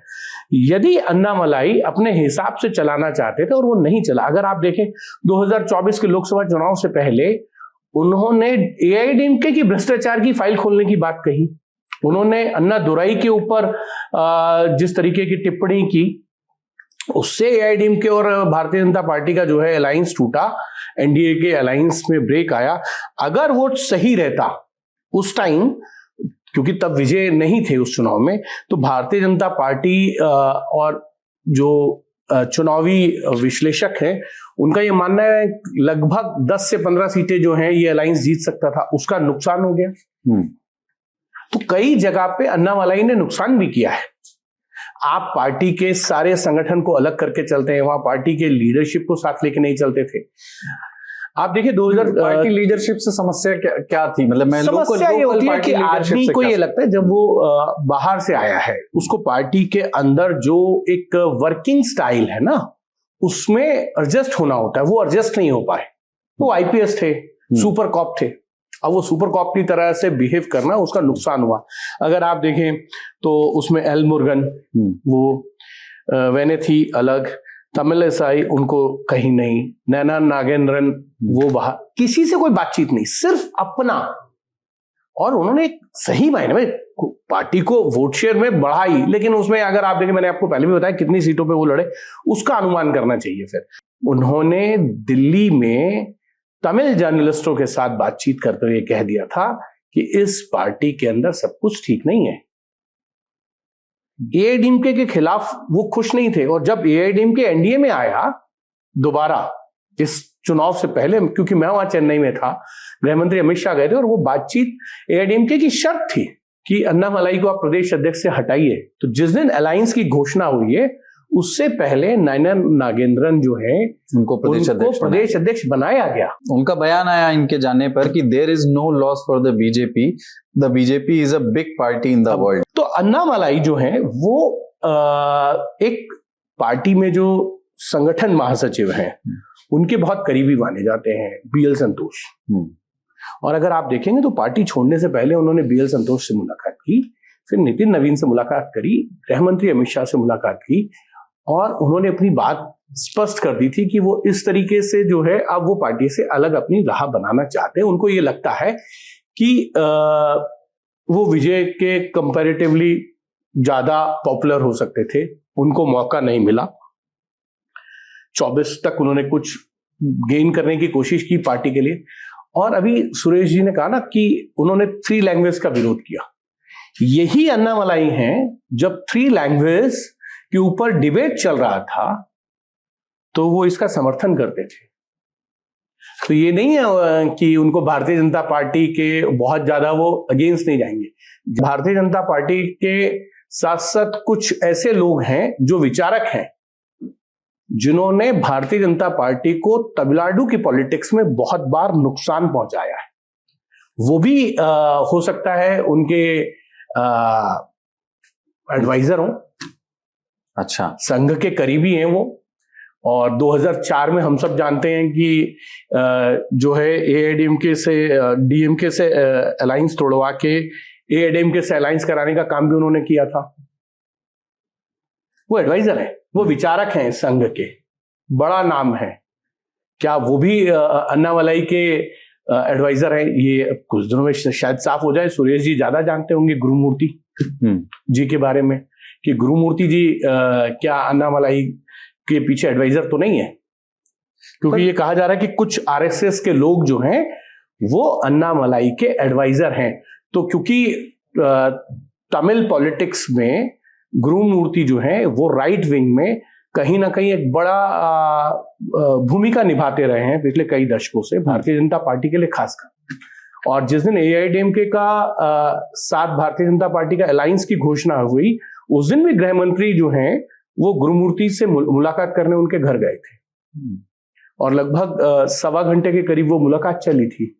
लेकिन उस बैठक में भी अन्नामलाई भी थे। हिमांशु जी, ये बताइए कि क्या ये बात स्पष्ट तौर पे कह सकते हैं ऐसे कि उनका जाना बीजेपी के लिए एक झटका तो है, क्योंकि इतने समय से एक चेहरे पर पार्टी इन्वेस्ट कर रही थी, वही चेहरा बीजेपी उस चेहरे के जरिए तमिलनाडु में अपने द्वार खोलने की कोशिश कर रही थी। ठीक है, प्रदेश अध्यक्ष बदला गया एआईडीएमके से अलायंस के बाद, लेकिन तमिलनाडु में बीजेपी का चेहरा मतलब अन्नामलाई। और उनके पीछे सुरेश जी कह रहे थे कि ऐसा नहीं कि बहुत सारे युवाओं की भीड़ है, पर कुछ युवाओं में सीमित पॉपुलैरिटी तो उनकी रही है। तो क्या एक एग्जैक्ट उसी तरह का रिप्लेसमेंट इमीडिएटली एक नया चेहरा तैयार करना बीजेपी के लिए एक चुनौतीपूर्ण कार्य नहीं होगा उनके? बिल्कुल होगा बीजेपी के लिए चुनौतीपूर्ण कार्य, क्योंकि जितने बीजेपी के पास तर्कश में तीर थे, लगभग जो है तमिलनाडु में उनका उपयोग जो है वो भारतीय जनता पार्टी कर चुकी है। भाई कोयम्बटूर से पहले सीपी राधाकृष्णन जो अभी उपराष्ट्रपति हैं वो भी सांसद रह चुके हैं। और तमिलिसाई उनको चुनाव लड़वाया गया है। वैनती पिछली बार चुनाव जीत गई थी, हार गई हैं। नैना नागेंद्रन उनको प्रदेश अध्यक्ष की जिम्मेदारी दी गई है। एल मुरुगन को अगर आप देखें तो वो केंद्र सरकार में मंत्री रहते हुए जो है 2024 में विधानसभा चुनाव हारे और 2021 में उनकी ही लीडरशिप में पार्टी जो है वो 4 सीटों पे ही सिमटी थी, मतलब 4 सीटें ही जीत पाई। 24 का इलेक्शन उन्होंने लड़ा, हार गए। 26 में उन्होंने विधानसभा चुनाव लड़ा, हार गए। तो भारतीय जनता पार्टी को एक नुकसान तो होगा, लेकिन इस नुकसान की भरपाई भारतीय जनता पार्टी कैसे करेगी, इसका कहीं ना कहीं रास्ता जरूर भारतीय जनता पार्टी निकालेगी। क्योंकि जिस अलायंस के साथ भारतीय जनता पार्टी अलाइंड थी एआईडीएमके, उसके भी फैक्शन आपको नजर आ रहे हैं। तो तमिलनाडु की पॉलिटिक्स में एक बड़ा मोड़ है। कौन कहाँ जाके बिसात बिछाएगा ये कहना बड़ा मुश्किल है। एक चीज और है, हमको जो खबर मिली है उसके अनुसार अन्नामलाई ने चुनाव से पहले विजय को संपर्क किया था। अच्छा, कि मैं पार्टी में आ जाऊं, तब उनको उन्होंने कहा कि नहीं, अभी नहीं। और क्योंकि सुरेश जी नहीं है, अन्नामलाई ने जिस दिन मतदान हुआ, जो अपील विजय जो मुख्यमंत्री हैं उन्होंने अपने सपोर्टर से की थी, एक स्पेशल ड्रेस पहनने का मतदान के दिन, वही ड्रेस जो है अन्नामलाई ने भी पहनी थी। ऐसा भारतीय जनता पार्टी के नेता कहते हैं। तो अन्नामलाई पार्टी में रहते हुए पार्टी को नुकसान कर रहे थे, फायदा देने के वनस्पत। तो फायदा और नुकसान का अब उनको लगा कि बाहर जाने का फायदा ज्यादा है। पार्टी के लिए ये था कि वो अगर रहते थोड़ा फायदा हो सकता था, लेकिन नुकसान वो जितना रहकर फायदा दे रहे थे उससे ज्यादा नुकसान उन्होंने जो भारतीय जनता पार्टी में रहकर भी किया। चलिए, नेता नगरी में इतना ही। कुलदीप मिश्र के साथ रहे आप। नमस्कार।